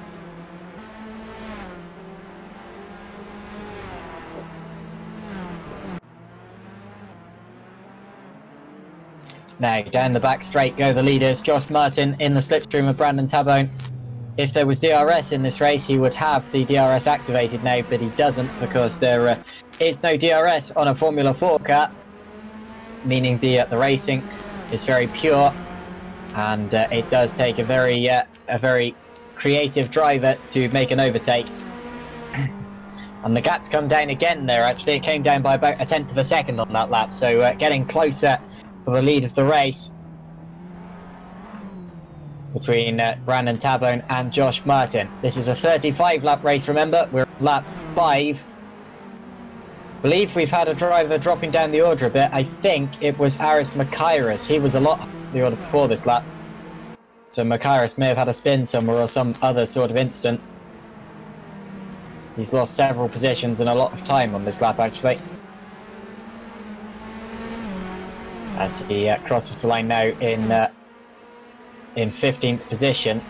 Yeah, he was in 9th at the start of that lap, so lost several positions there. And I believe I saw a slight move further back in the order as well. We're very close between a couple of cars, including our leaders. Although I also want to keep an eye on some of the other battles further back in this order. The team looking most strong at the minute, and the team set to claim the most points, is GT Omega RPM Esports, with Tabone first and Grech in 4th. In fact, a lot of the other teams are very split up in this order, which is a shame to see, but definitely those drivers close to the front. And at the end of this lap, what's the gap for the lead of the race as they cross the line? Has it come closer again? No, in fact. Oh, what's happened to Josh Martin? Oh, I wasn't looking. Josh Martin's in the pits. Now, what's happened there? No, is that a scheduled pit stop? Actually, there's many cars. No, those are the... Okay, I'm getting a bit confused. That may well have been a scheduled pit stop for Josh Martin. I just wasn't expecting to see one quite this early. So maybe Martin on an alternate strategy to some of these other guys. I wasn't expecting that. Apologies. I can't speculate, but whatever the case. Also a close battle now between Angelo Izzo and Dario Pasha. They were side by side through turn 1 there, and very close together. But... Pasha just behind Izzo for now, and the other Izzo, Benamiano, is just behind them as well. Beniamino, rather. Oh, I'm close for second as... close for third, rather, as Absmeyer challenges on the outside of Terence Grech. On the outside of Terence Grech into Lapingle, he tries to get a switchback manoeuvre. He's going to be well and truly in the slipstream here as we go down the back straight. Jason Absmeyer goes to the outside, the South African on the Maltese driver. Side by side as they head down the straight, and he gets his nose in front. This is going to be crucial as they go towards the hairpin. Binks, who backs off. Terence is forced to back off, and Jason Absmeyer goes through into 3rd position for now. Although we don't know if that's going to be 3rd effectively when Josh Martin gets his strategy to play out. Of course, we don't know if that was a strategic call for Josh Martin. Oh, in fact, Martin's made contact. There's an accident. Josh Martin has spun. He's had contact with Angelo Izzo into the final corner there. And I didn't catch the full thing there. I didn't see everything that happened, but there was contact with with Angelo Izzo. Izzo spun around and into the barrier. So actually, definitely this move will be it's put under investigation and will be decided after the race. Itzo's rear wing, in fact, is slightly bent there. I'm just going to have a look at that on the YouTube stream, actually. Martin was side by side with Itzo heading towards the final sector of the course, and then they just came together in the hairpin with Itzo going flying off and into the barrier. They both got passed, in fact, by Beniamino Itzo, who's got past, but Martin right on the back of him now. And actually side by side with him as they head down the back straight, and Martin's up the inside and gets past him with no problems. There we go, Josh Martin going up the order a bit. That's going to affect him in terms of his overall time in this race, though, because of course that's going to have held him up quite significantly in all of that, which is a big shame.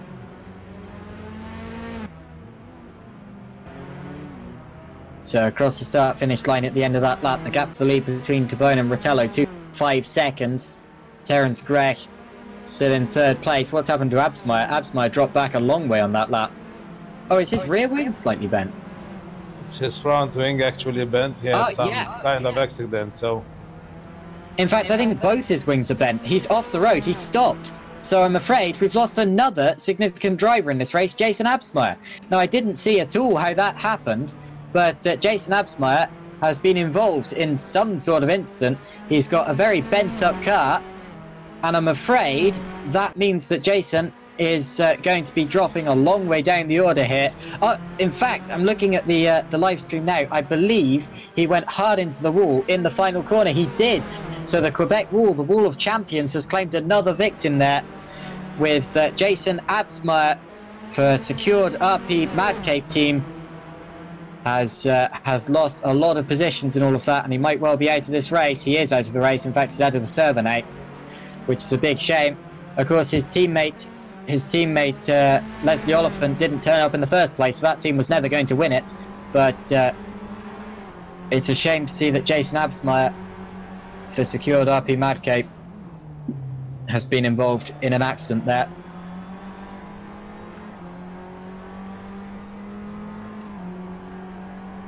I'm trying to work out what the second best placed team is in this race in terms of points, but I really can't work it out because all of the other teams are so spread out in terms of this order and so all over the place that it's very difficult to actually see one team that's in good shape. I think it might well be PlayerZone.it with Gianluca Rotello running in second place and Beniamino Itzo running in 8th position. But that's not an official call. I'm not quite sure.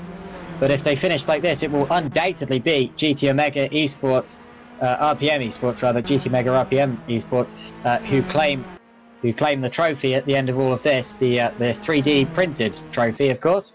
The third effectively when the 3D printed trophy supplied by 3DWrap.it.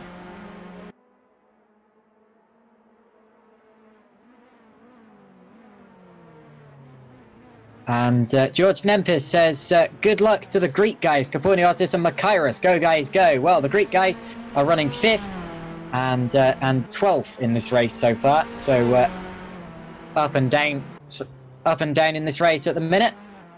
That's Kapouniotis in 5th and Makairos in 12th.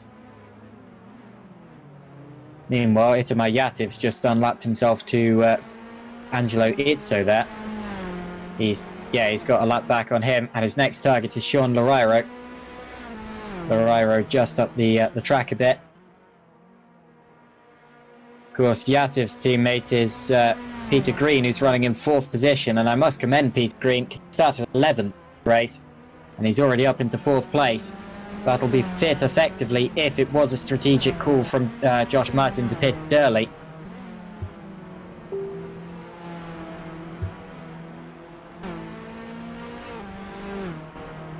So we've just done 15 minutes of that race, and it's Brandon Tabone leading from Gianluca Rotello, Terence Grech, Peter Green, Theodoros Kapouniotis, then Benici, Martin, Itzo, Lorairo, Itzo, Pasha, Makairos, Puck, Bajir and Yativ. That's how they stand so far, and our current team's champion is GT Omega RPM Esports.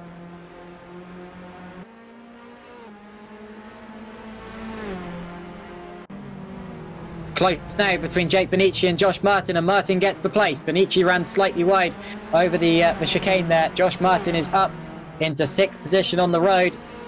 We don't know quite what his strategy is, as he pitted a lot earlier than the other guys, but Josh Martin has just got past Jake Benici there. Benici drops down to 7th on the road. Martin pushing his way up through the order. Of course, there's still a question mark hanging over him after his incident with Angelo Izzo. Will he get a penalty for that? Should he have backed off? Who knows? I didn't see all of it. And the stewards have more angles than I've seen it from. So we'll wait for their decision after this this event. It may turn out that it was Angelo's fault, but that's just speculation. We don't know it. Down the back straight, Jake Benici now trying to slipstream Josh Martin again, but Martin's getting away on fresher rubber. Incidentally, Gianluca Rotello's now pulled in the gap for the lead to just 1.731 seconds. That's a big gain. He's gained about a second in recent laps. Meanwhile, Theodoros Koporniotis is in the pits, so Koporniotis pits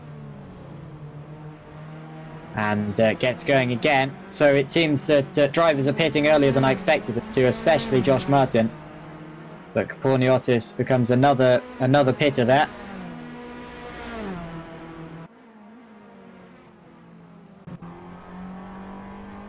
I'm also a bit interested in the battle between the two Itzos, because we've seen so far that general, and he's catching up to Beniamino Itzo. I'm not quite sure why these two share a surname. I don't know if they're any relationship to each other. They might well be, and they probably are, but I'm not entirely sure. I assume they're brothers, but again, there's no confirmation of that. Both very similarly liveried cars, despite the fact they are not on the same team. Oh, very close to the wall there for Angelo. Angelo Izzo is racing for the 3D Rap racing team alongside Dario Pasha, and Beniamino Izzo is racing for PlayerZone.it alongside Gianluca Rotello. And Angelo currently catching Beniamino, and that will be for 8th position on the road. There is currently some discussions going on between Adrian and George, since they are the live stewards, and they are watching closely the issue between Josh Martin and another driver. Okay, so we'll get an update on that when we have an update, and we'll be sure to bring it to you. But whatever the case, it's good to have live stewards on board with us today, and both Itzos pit. Both Itzos dive into the pit lane at the end of that lap. And also into the pits, I believe, was not Gianluca Rotello. Rotello's just lost a lot of time, and Josh Martin is back up into 2nd position. So Josh Martin up into 2nd, unless both Tabone and Rotello did. I think both Tabone and Rotello might have pitted on that lap, because they're suddenly right back with Josh Martin, and I didn't see that happen. So I think that Tabone and Rotello might have both just pitted. I'll have a look back. Yeah, they did. In fact, yeah, we did have the top couple of drivers pitting. We had Grech in, we had Tabone in, we had Rotello in, we had Green in. So we've had a lot of pitters on that lap, and Dario Pasha has also pitted. The last of our 15 runners in this race now, after being passed by Itamar Yativ. I think something went wrong with Pasha, actually, because he's a couple of laps down now, so he may have had an incident that we didn't see. So the order has fanned out again, and it's Tabone from Martin, then Rotello, Benici and Grech. So those are how the top 5 look at the minute. And then it's Green, Loraro, Koporniotis, Makairis, Puck, Itzo, Bajaya, Itzo, Yativ, Pasha. And then we've actually lost one driver from this race, of course, and that's Jay crashing into the Wall of Champions earlier on. I suppose it's quite an honour to crash into the Wall of Champions. Incidentally, Jake Benici had not pitted before, but he's in the pits now, so Jake Benici... And that will put Peter Green back up into 5th position. Indeed, Peter Green goes back up into 5th. Sean Loraro goes up into 6th. And does Theodoros Kaporniotis claim 7th? Yes, he does. Alongside that, Aris Makairis is also in the pits. That means Mark Puck might well gain a couple of positions here. Well, 1. And the gap for the lead is 1.749 seconds between DeBone and Martin. That shows me that very clearly Martin raced if it wasn't for his incident with Angelo Izzo. And that incident, of course, is still under investigation. We're not entirely sure what's going to come of that yet. But I expect it's cost Josh Martin the lead of the race here.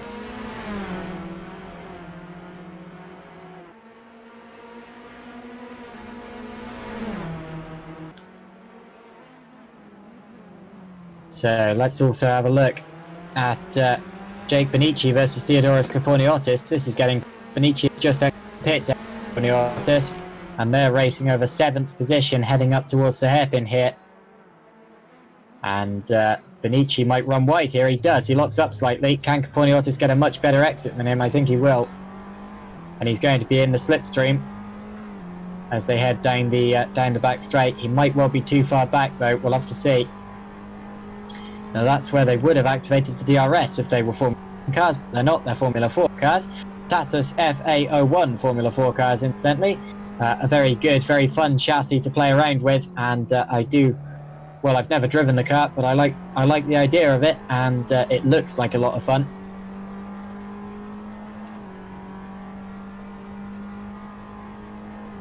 Incidentally, Sean Larairo just pitted on that lap as well. Oh, it's a big spin from Mark Puck. Mark Puck spins out to the final corner. Well, it was a half spin. He's got going again, though. I was worried that he was going to get clouted from behind, and he might well have done if he'd stayed in that position, but he got going before anyone else came through. His nearest rival on track is Angelo Izzo, who's a couple of seconds back. But a bit of a scary moment there from Mark Puck, and I don't want to see any more cars in that position on the track, because that very, very well could have ended in tears if there'd been someone following him.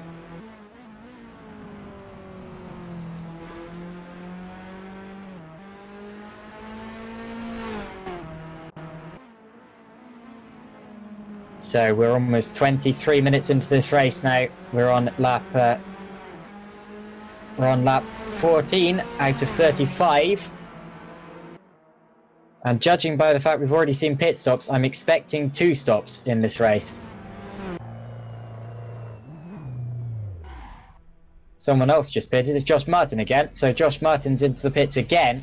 And that means Josh Martin will probably be going for a 3-stop strategy in this race. He's getting new tyres and he's getting underway again. Josh Martin, the earliest to stop on the first stint, the earliest to stop on the second stint. Dropping down the order again. Where does he come out? Does he come out in clean air? Maybe Martin just using up his tyres a bit quicker than his rivals. Oh, and cutting straight across the pit line on the exit there. That's a bit aggressive. And I'm glad there was no one following him, because that could have been a bit dangerous. He cut straight across the pit line. And I don't know how strict the stewards are on that in the race, but I'm sure we'll find out.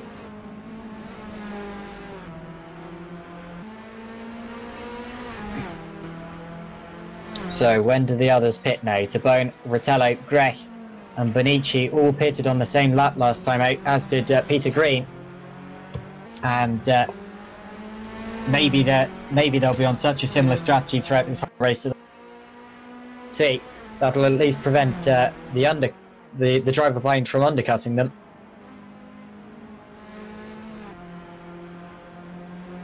So onto the back straight go the leaders, and I'm very interested in strategy in this race, especially Josh Martin's strategy, because he's pitted a lot earlier than I've expected him to on both stints so far, and that's really interesting, because that means the unpredictability I was talking about before the race is occurring, and that's great to see. And it means that we don't know quite how many stops people are going to do and quite how it's going to filter out at the end of the session. Jason Absmeyer, unfortunately, retired from the race earlier on. He types in the YouTube chat, "Man, what a bummer. Someone in front of me lagged and broke my concentration mid-corner at the last chicane, hit the wall of champions." Well, that's a big shame, Jason. And very bad luck, I'm afraid. And we hope to see you back and having better luck in the future.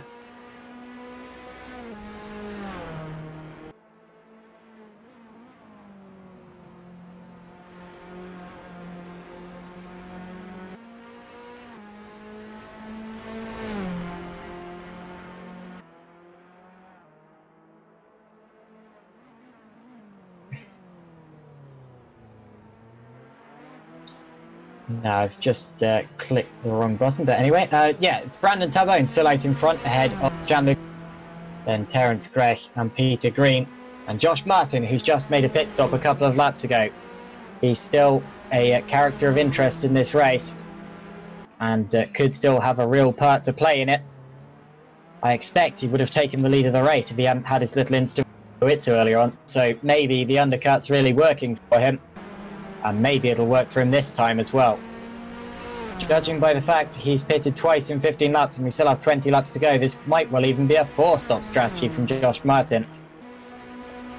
Which means the tyres and fuel are going off a lot faster than I expected them to.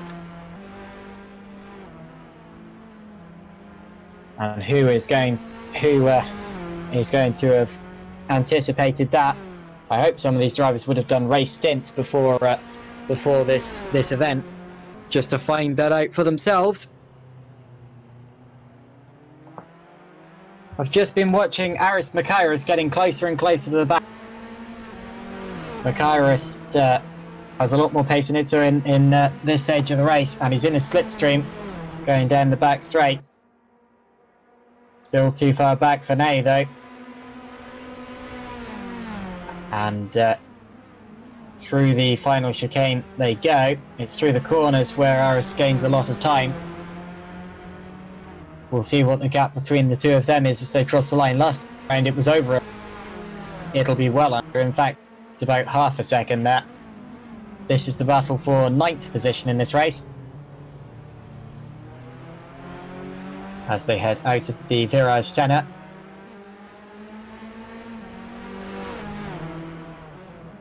And through the first of many chicanes on this track, unless you count the first two chicane, which some people do.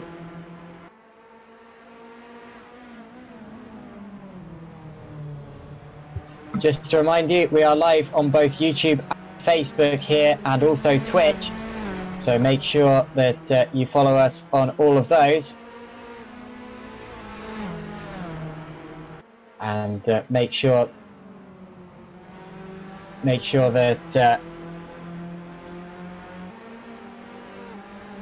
sure that you're watching on your favorite social media platform. Good to see so many people watching as well at this stage in the race. We've still got a lot more to come.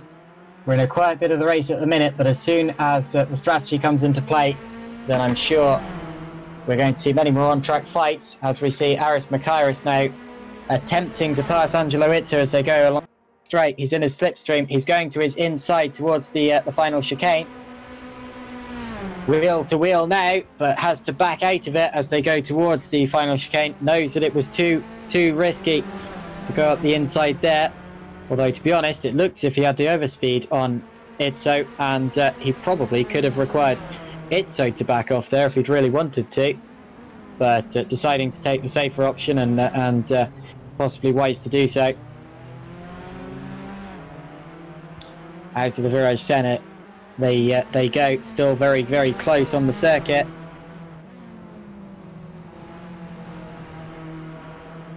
Also close on the circuit, relatively close, are Jake Benici and Theodoros Kaponiotis, but they have about 2.6 seconds separating them, so they're not in an immediate battle right now. Still, the closest battle on track is Itsu versus Makairis for 9th position. Angelo Itsu is racing for 3D Rap Racing Team, and Aris Makairis. Oh, and he's going off. In fact, Angelo Itsu had a big swap there, and he spun it on the road there, coming out of turn 9, spins the car back around now, gets it pointed in the right direction, and I think he had enough of a gap to the car behind behind Makairis not to lose another place. The next car to come through is going to be Mark Puck in the Aussie Stig racing car, but seems that Itzo's got going again. He very nearly saved it. He was swerving for a very long time, but couldn't quite get control of it. And Angelo Itzo lost a place in all of that to Aris Makairis. Makairis racing for Anthrax Esports BCR Team Greece, which is a team that now has both of their drivers in the top 10.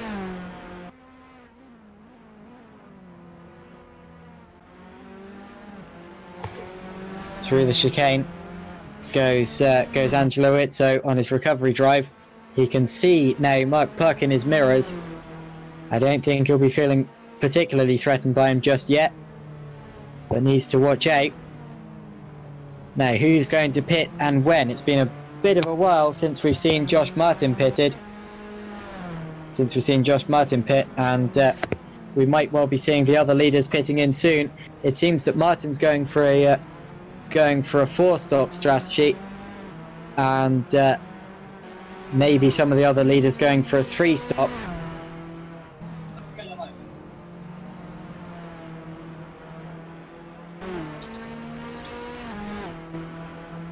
So, over half an hour into the race now, and it's Brandon Tabone leading by 5.1 seconds from Gianluca Rotello, 5.2 seconds when you round it. Terence Grech is third, followed by Peter Green and Josh Martin, and I believe we have an update. So actually we're just having a couple of reviews now, especially on pit exits. We noticed that definitely one driver did cross the line, but we're gonna review all the pit exits, so that then we'll be giving accordingly seconds penalties after the race. But we noticed definitely one driver doing it right now out of pits, but we'll be reviewing all the exits of the all drivers, so that will be more correct with everything. All right. Okay, good to know. We'll give you updates on whoever is getting penalised for that as the race goes on, and possibly after the race. But yeah, definitely saw Josh Martin doing it earlier. I don't want to spectate, but that was really quite obvious, I'm afraid. So Martin might well be in for a race ruining penalty, or at least a big hindrance. We'll have to see. I'll leave that up to the stewards. 15 laps to go in this race out of 35. We've done 20. And Brandon Tabone is still leading. The gap is maintaining at a steady rate, though, for the lead of this race.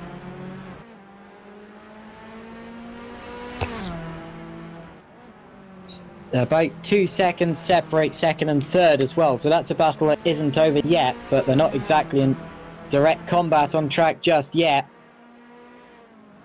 between Gianluca Rotello and Terence Grech.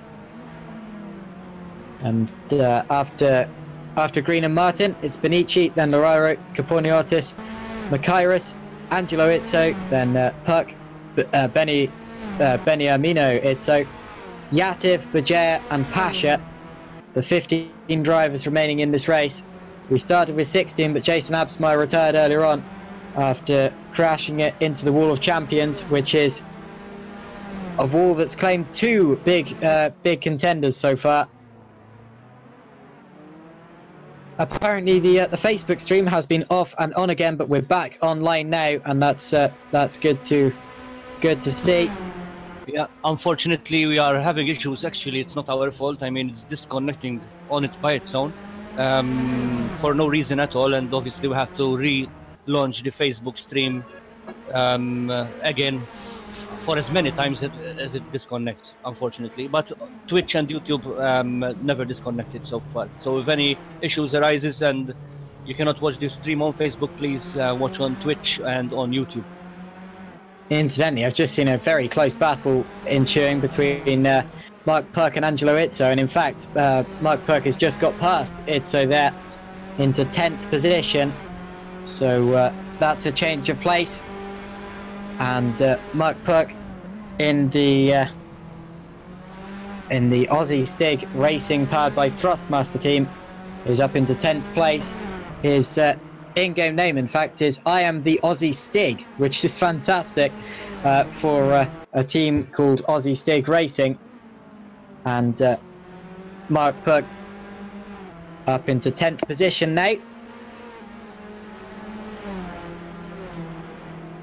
And the gap for the lead came down by about 0.3 of a second recently. Ritello pulling in a bit of time, but needs to pull in a lot more than that if he's going to challenge for the lead of the race towards the end here. The gap now close to 4.9 seconds. As near as makes pretty much no difference.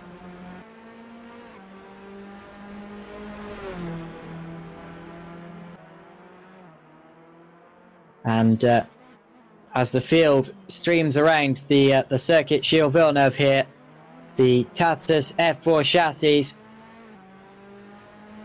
they look like a lot of fun to drive around here. In fact, it's a track that I think really suits them. Not too many long straights. So we can observe also that Terence Grech now is in second place. Oh, you're right. Yeah, that means that both drivers of Omega RPM Esports right now are first and second place. Yeah, they absolutely are. Now, was that a pit stop from Ritello, or did he just lose second place? Going back in the stream to find out, there may have been a slight incident from Gianluca Ritello, and I believe there was, in fact, because it was a long way ahead. There was no pit stop, and he lost second place. So there may have been a spin for Gianluca Ritello. We didn't see it on the stream, or, well, I certainly didn't see it. And Gianluca Ritello has lost second place to Terence Grech, and he's now over 10 seconds back. So that's drama for Gianluca Ritello. And that means it is first and second for RPM Esports GT Omega Racing.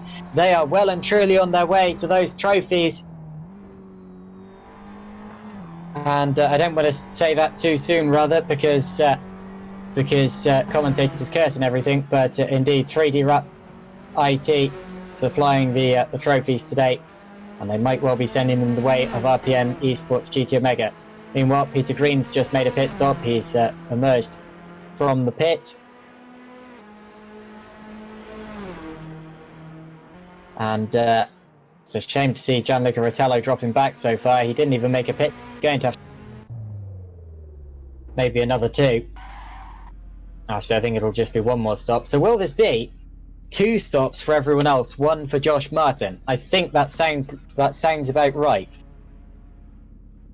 Not 1, 3. So that's 2 stops for everyone else, 1 for Josh Martin. 3 for. That's what I meant. And we'll see just when everyone else decides to pit. In fact, it's this lap. Grech is in, Tabone is in, Ritello is in. Where does Josh Martin come out? Can he quite claim the lead of the race? It's going to be close with Brandon Tabone coming out of the pits right now. In fact, Josh Martin might well temporarily claim the lead of the race. Let's see as they head towards the virage center. They're going to be side by side through the corner. Not quite. Brandon Tabone just gets out ahead. Well, that was close. That was close. And we still don't entirely know if Martin's in that position at all. There's a couple of question marks hanging over him in terms of penalty. But Josh Martin very nearly took the lead of the race there. And Brandon Tabone keeps it for now. So Brandon Tabone leads the race. Meanwhile, Jake Benici also pitted. But Josh Martin leads... no, Brandon Tabone leads this race from Josh Martin. Challenge. Warmer tyres here. He's close to the back of Brandon Tabone. That must be about half a second.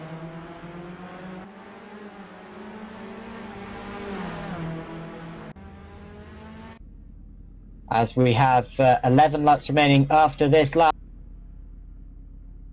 Still a little while to go, and I'm expecting Josh Martin to make 1 pit stop, so he needs to get past Brandon Tabone as soon as he can.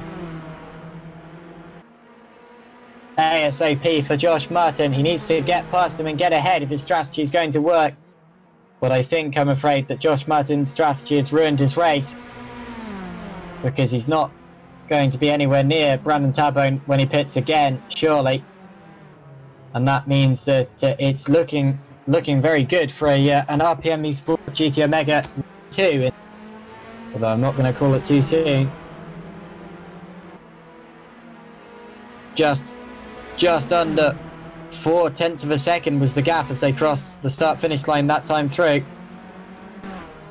Now as they head towards the chicane, this is for the lead of the race, remember. Took a look, and the longer Brandon Tabone can hold behind, the further out of this battle Josh Martin effectively is. This may be for the lead on track, but it isn't for the lead effectively. And this is really hurting Josh Martin's chances in this race.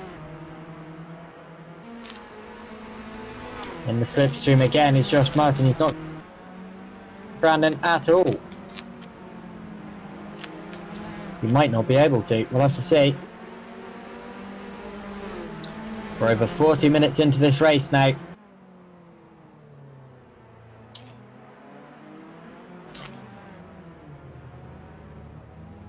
Incidentally, Mike Abranosa says that Josh Martin is on hard tyres and could go to the end. Thank you very much for that information, Mike. That was in my private DM actually on Discord. So very interesting, and I'll believe him for that. So Josh Martin, indeed, yeah, the game is registering him as being on hard tyres as well as Eric Harris. Missed that, but Josh Martin on hard tyres could possibly go to the end of the race here. He definitely ran an alternate strategy to the top guys in this race, and this could well work for Josh Martin when Brandon Tabone's tyres start to go off, and if he can get past him now, all the better. Martin's been running these hard tyres for a little while now.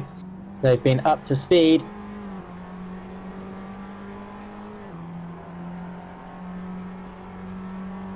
And he's still on the back of Brandon Tabone. Still less than half a second behind him as they cross line. That this is still a full-on combatant battle for the lead of this race.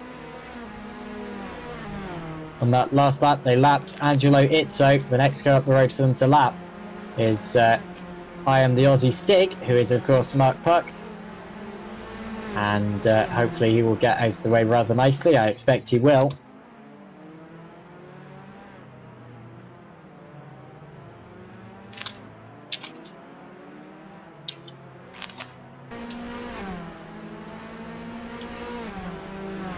So with 10 laps remaining, well, it'll be 9 laps after another two corners rather. How long will it take for Brandon Tabone's tyres to drop off that optimum point and drop below Josh Martin? Martin pits. He's not going to the end, and he knows now that he can't go to the end. He decides to pit to get out of the dirty air of Brandon Tabone's car, and that's dramatic. Martin, I believe, has made a real mistake on the strategy. If Tabone can go to the end from here, which I expect he can, in fact I'm sure that Tabone and Grech can go to the end from here, Josh Martin loses out those positions, and by doing a 3-stop strategy over everyone else's 2-stop, Josh Martin loses the place. In fact, will he even lose 3rd position to Peter Green here? It's going to be close. I don't think he'll quite lose it, but it's close. Martin comes out in 3rd place, behind Grech, behind Tabone. The RPM Esports cars are in the lead of the race now. 1-2. It's a very good day for GT Omega.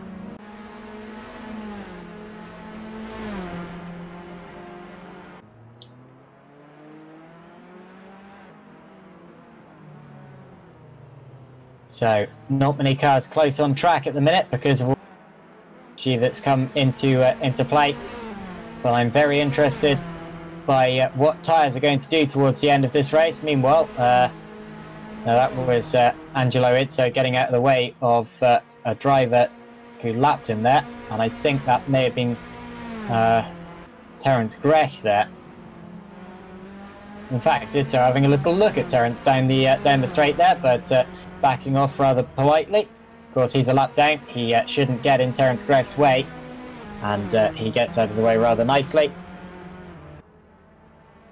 And Terence Grech goes through in 2nd place at the end of that lap.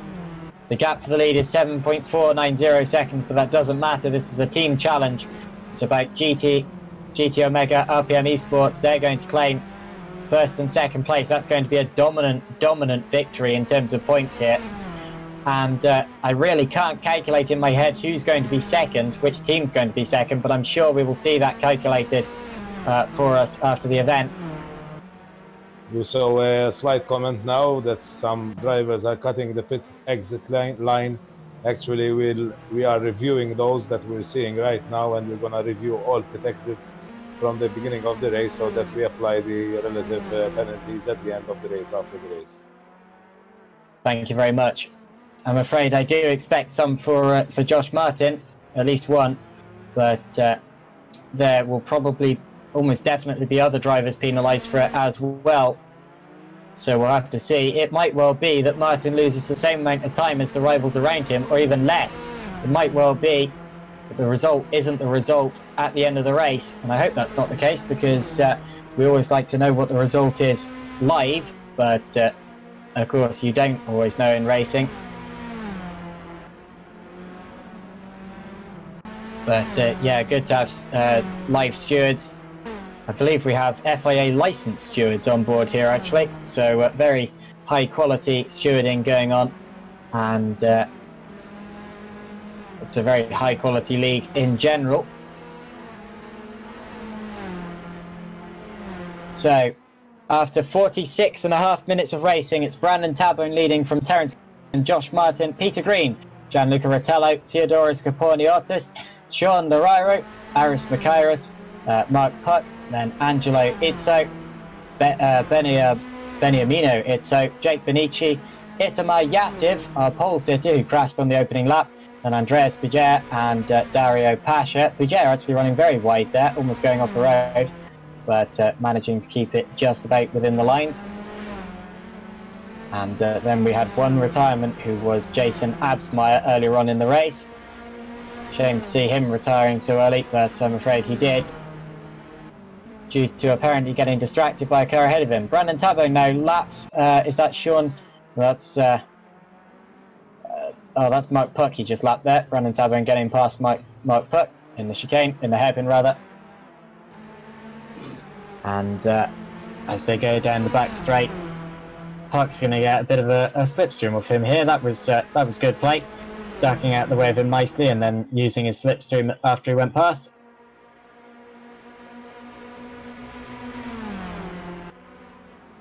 And Mark Puck, of course, who is teammate of Josh Martin, might actually be in the team that claims second overall in the points. Again, I'm not entirely sure, but with Martin third and Puck ninth, the Aussie Stig Racing powered by Thrustmaster team might well be on for second, although it's hard to calculate.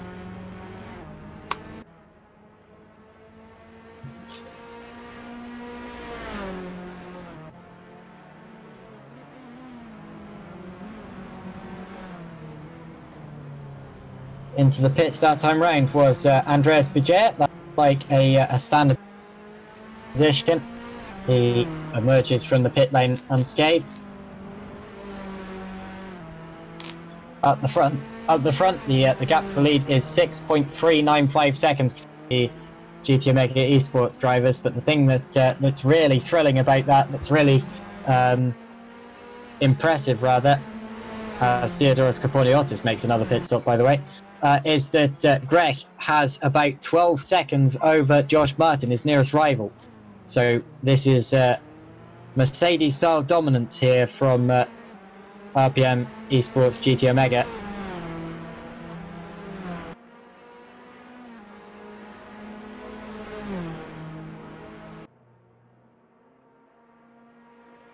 So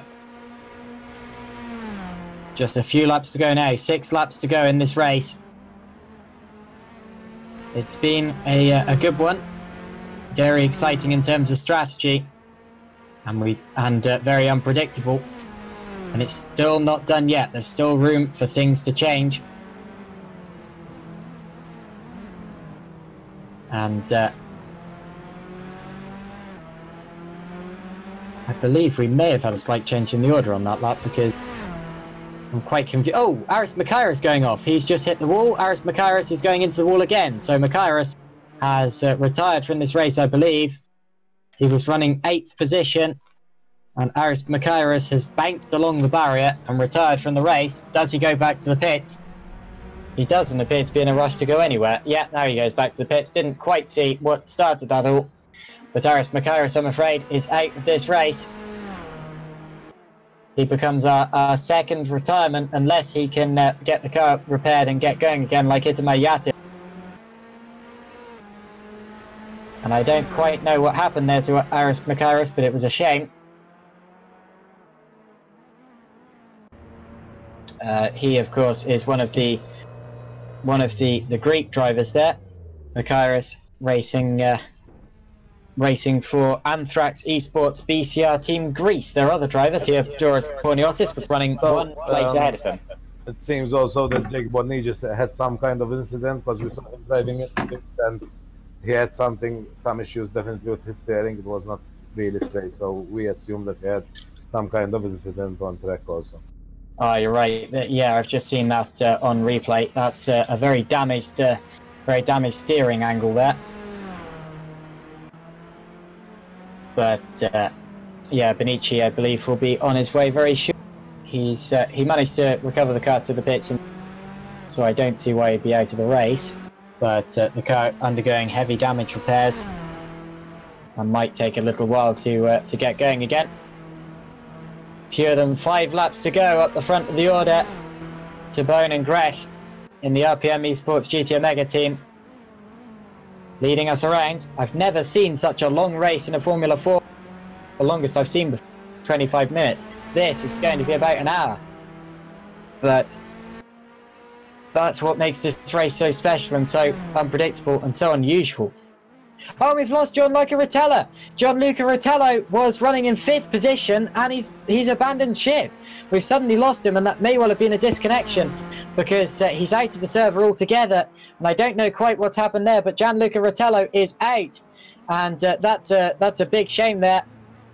Yeah, apparently Gianluca Rotella disconnected from the server. We didn't see it happening, but we've lost one of the big drivers in this race. That's a shame. He was running second for a lot of it and was a real contender earlier on until he made a slight mistake off camera and allowed Terence Grech through. And now I'm afraid it seems he might well be out of this race. Gianluca Rotella, that's a big shame there. And Rotella, of course, was racing for PlayerZone.it alongside Angelo Izzo, who was running in 9th.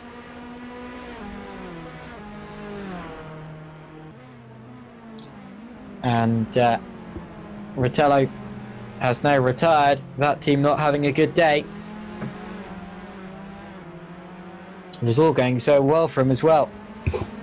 Well, relatively. Could have gone better even before that. Out of the way of our leader there. No, that was Grech getting past someone. Getting past Mark Puck, I believe. Yeah, it was. Puck getting out of the way nicely towards turn 6. That's good to see. And we have just 3 laps to go in this race. Well, 2.5 now.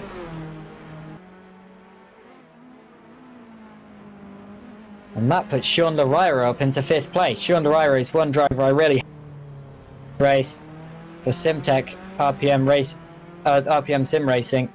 His teammate Victor de Kock didn't race.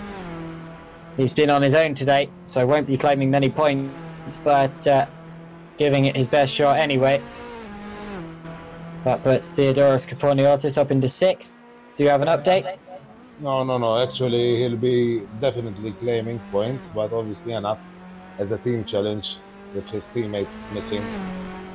They lost the opportunity, obviously, to challenge for winning this race of today. Yeah, that's what I meant. He won't be claiming many points as a team because his teammate Victor de Kock didn't start. But Sean rather, still running in 5th position, which is going to be a good result. And a lot higher than he qualified, I believe. Where did he qualify? He qualified 8th, so 3 places higher than he qualified. The biggest gainer in this race, though, has been Peter Green, who started 11th and is now in 4th. And the biggest loss, of course, has been Itamar Yatev, who started from pole and is now down in 12th position. Also, Jason Absmeyer started third and is now out of the race, so that's, I suppose, a bigger one.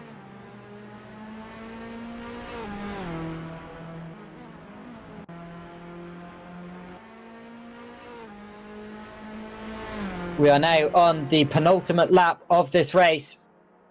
There will be just one lap after this one. And it's looking very, very promising for RPM Esports GT Omega at the minute.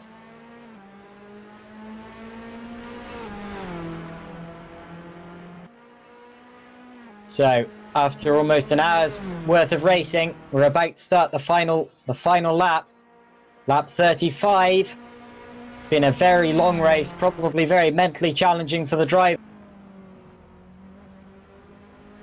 Over the curbs goes Brandon Tabone, and Tabone is going to cross the line to start the very last lap of this race. There he goes. The gap for the lead is going to be about 6 seconds between him and Terence Grech. Indeed, it's 5.672. So Grech gaining a bit of time there, but it doesn't really matter. They're still going to finish 1-2 as a team. How far back's Josh Martin in third? He's 14.681 seconds back from Tabone. So they have no contest here on the final lap of the race.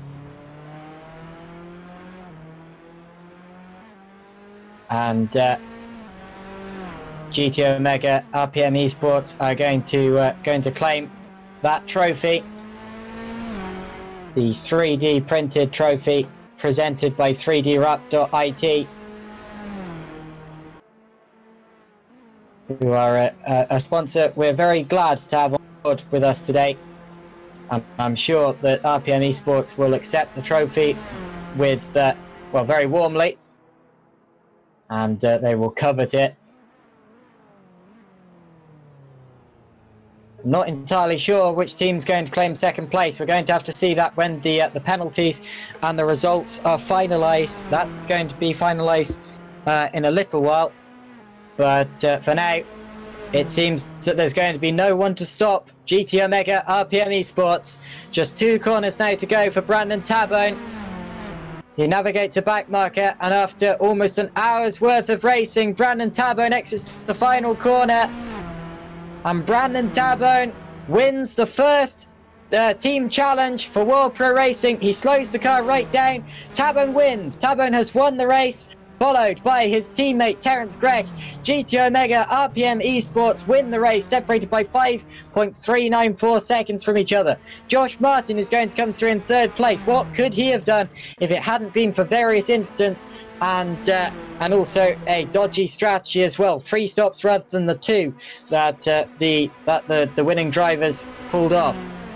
Peter Green is going to come through in 4th position. What a massive gain that has been for him. He started 11th, remember, and he's going to finish 4th. There he goes. Peter Green crosses the line in 4th position. Across the line he goes now.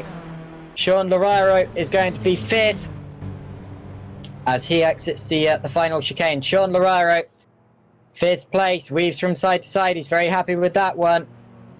There he goes. Theodoros Kaporniotis is going to be 6th. He's still going down the straight now.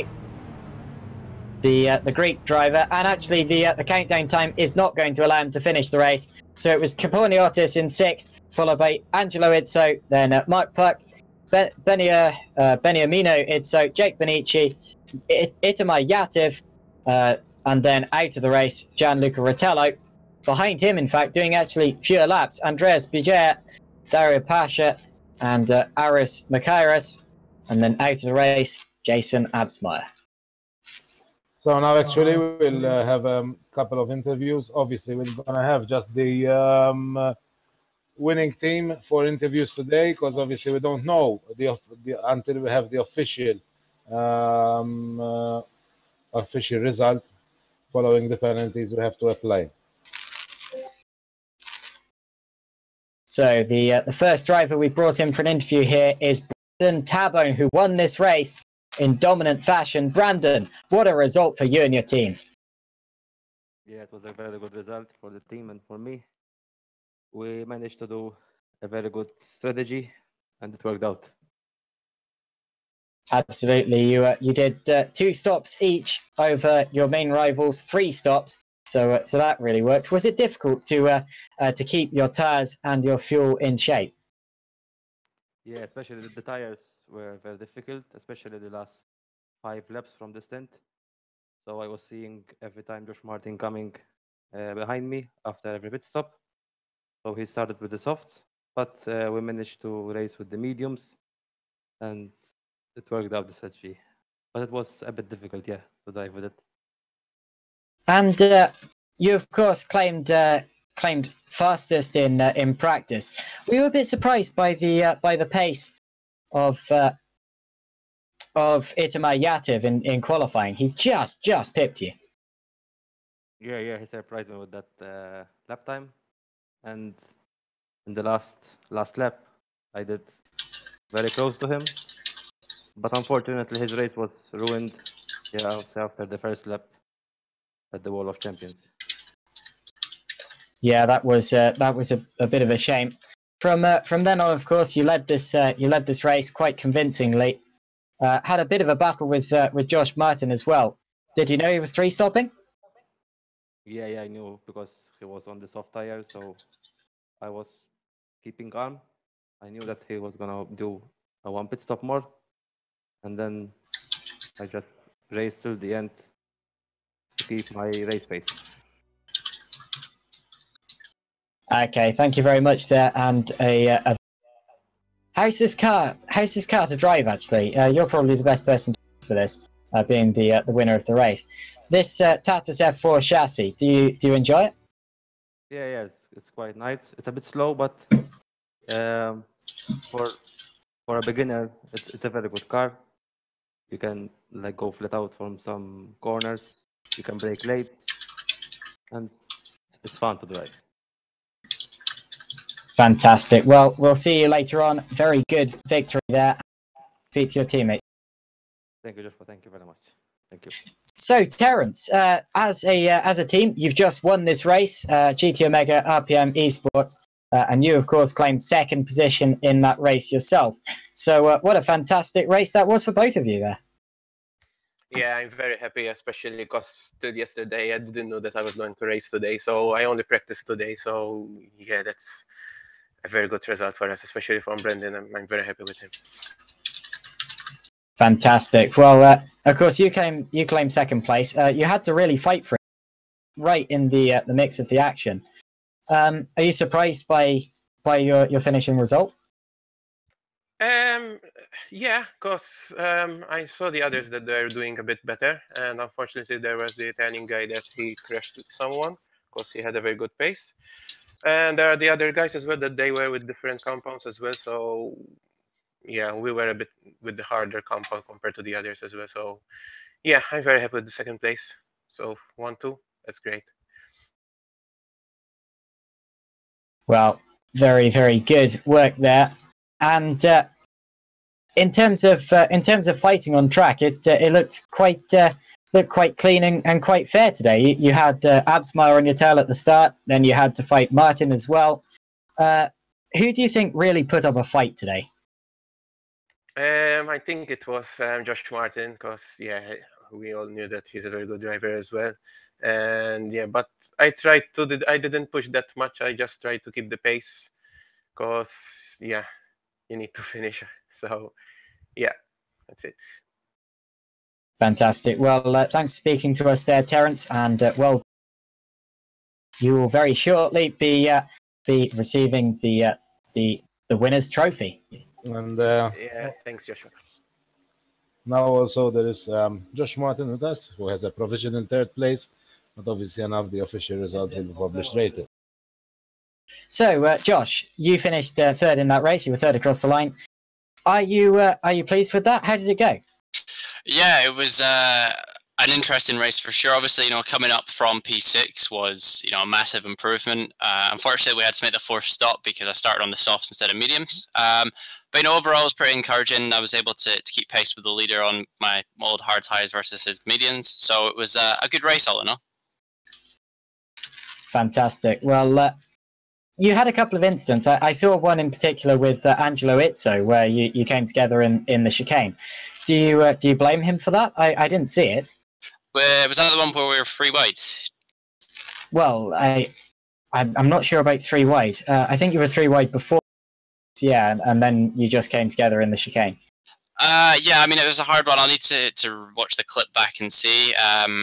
Just going off the top of my head, I'm pretty sure he had a lockup, which indicates he maybe outbroke himself. But you know, it's racing. These things are going to happen, especially as they climb through the field. It's never going to be perfectly clean. Okay. Right. Yeah. Well, it was just good fun racing, I suppose. Do you regret your strategy? Because that looked to me like the thing that may have cost you a chance to fight for the win here. Yeah, definitely. I think we had, had we avoided the extra stop, which is roughly about 20 seconds or so, then that would have been a good indication of where we would have finished. But I mean, at the end of the day, the race winner, he did what he needed to do. He drove smooth. He got the strategy right, and that's what wins it for you at the end of the day. So P3, yeah, kind of regret the strategy, but it's racing. Okay. Well, thanks for speaking to us there, and yeah, well done for your 3rd place. Cheers. So, thank you, everybody. Thanks, Joshua, obviously, for your brilliant commentary, as always. Just a quick reminder to our followers that tomorrow we have the 7th round of the Continental Cars Porsche Championship, and we ask everybody to keep following us for more details that we're gonna start releasing about the Grip Championship, which will be coming up soon. Also, in the coming days, we'll be publishing the special race for the coming month of October. I would like once more to thank all our sponsors, which are 3D Rep, Melita, GT Omega Racing, Textor, and SimNews.tv. Thanks to our live steward, George, Justin, here next to me. I, Adrian, tell you goodbye and see you tomorrow.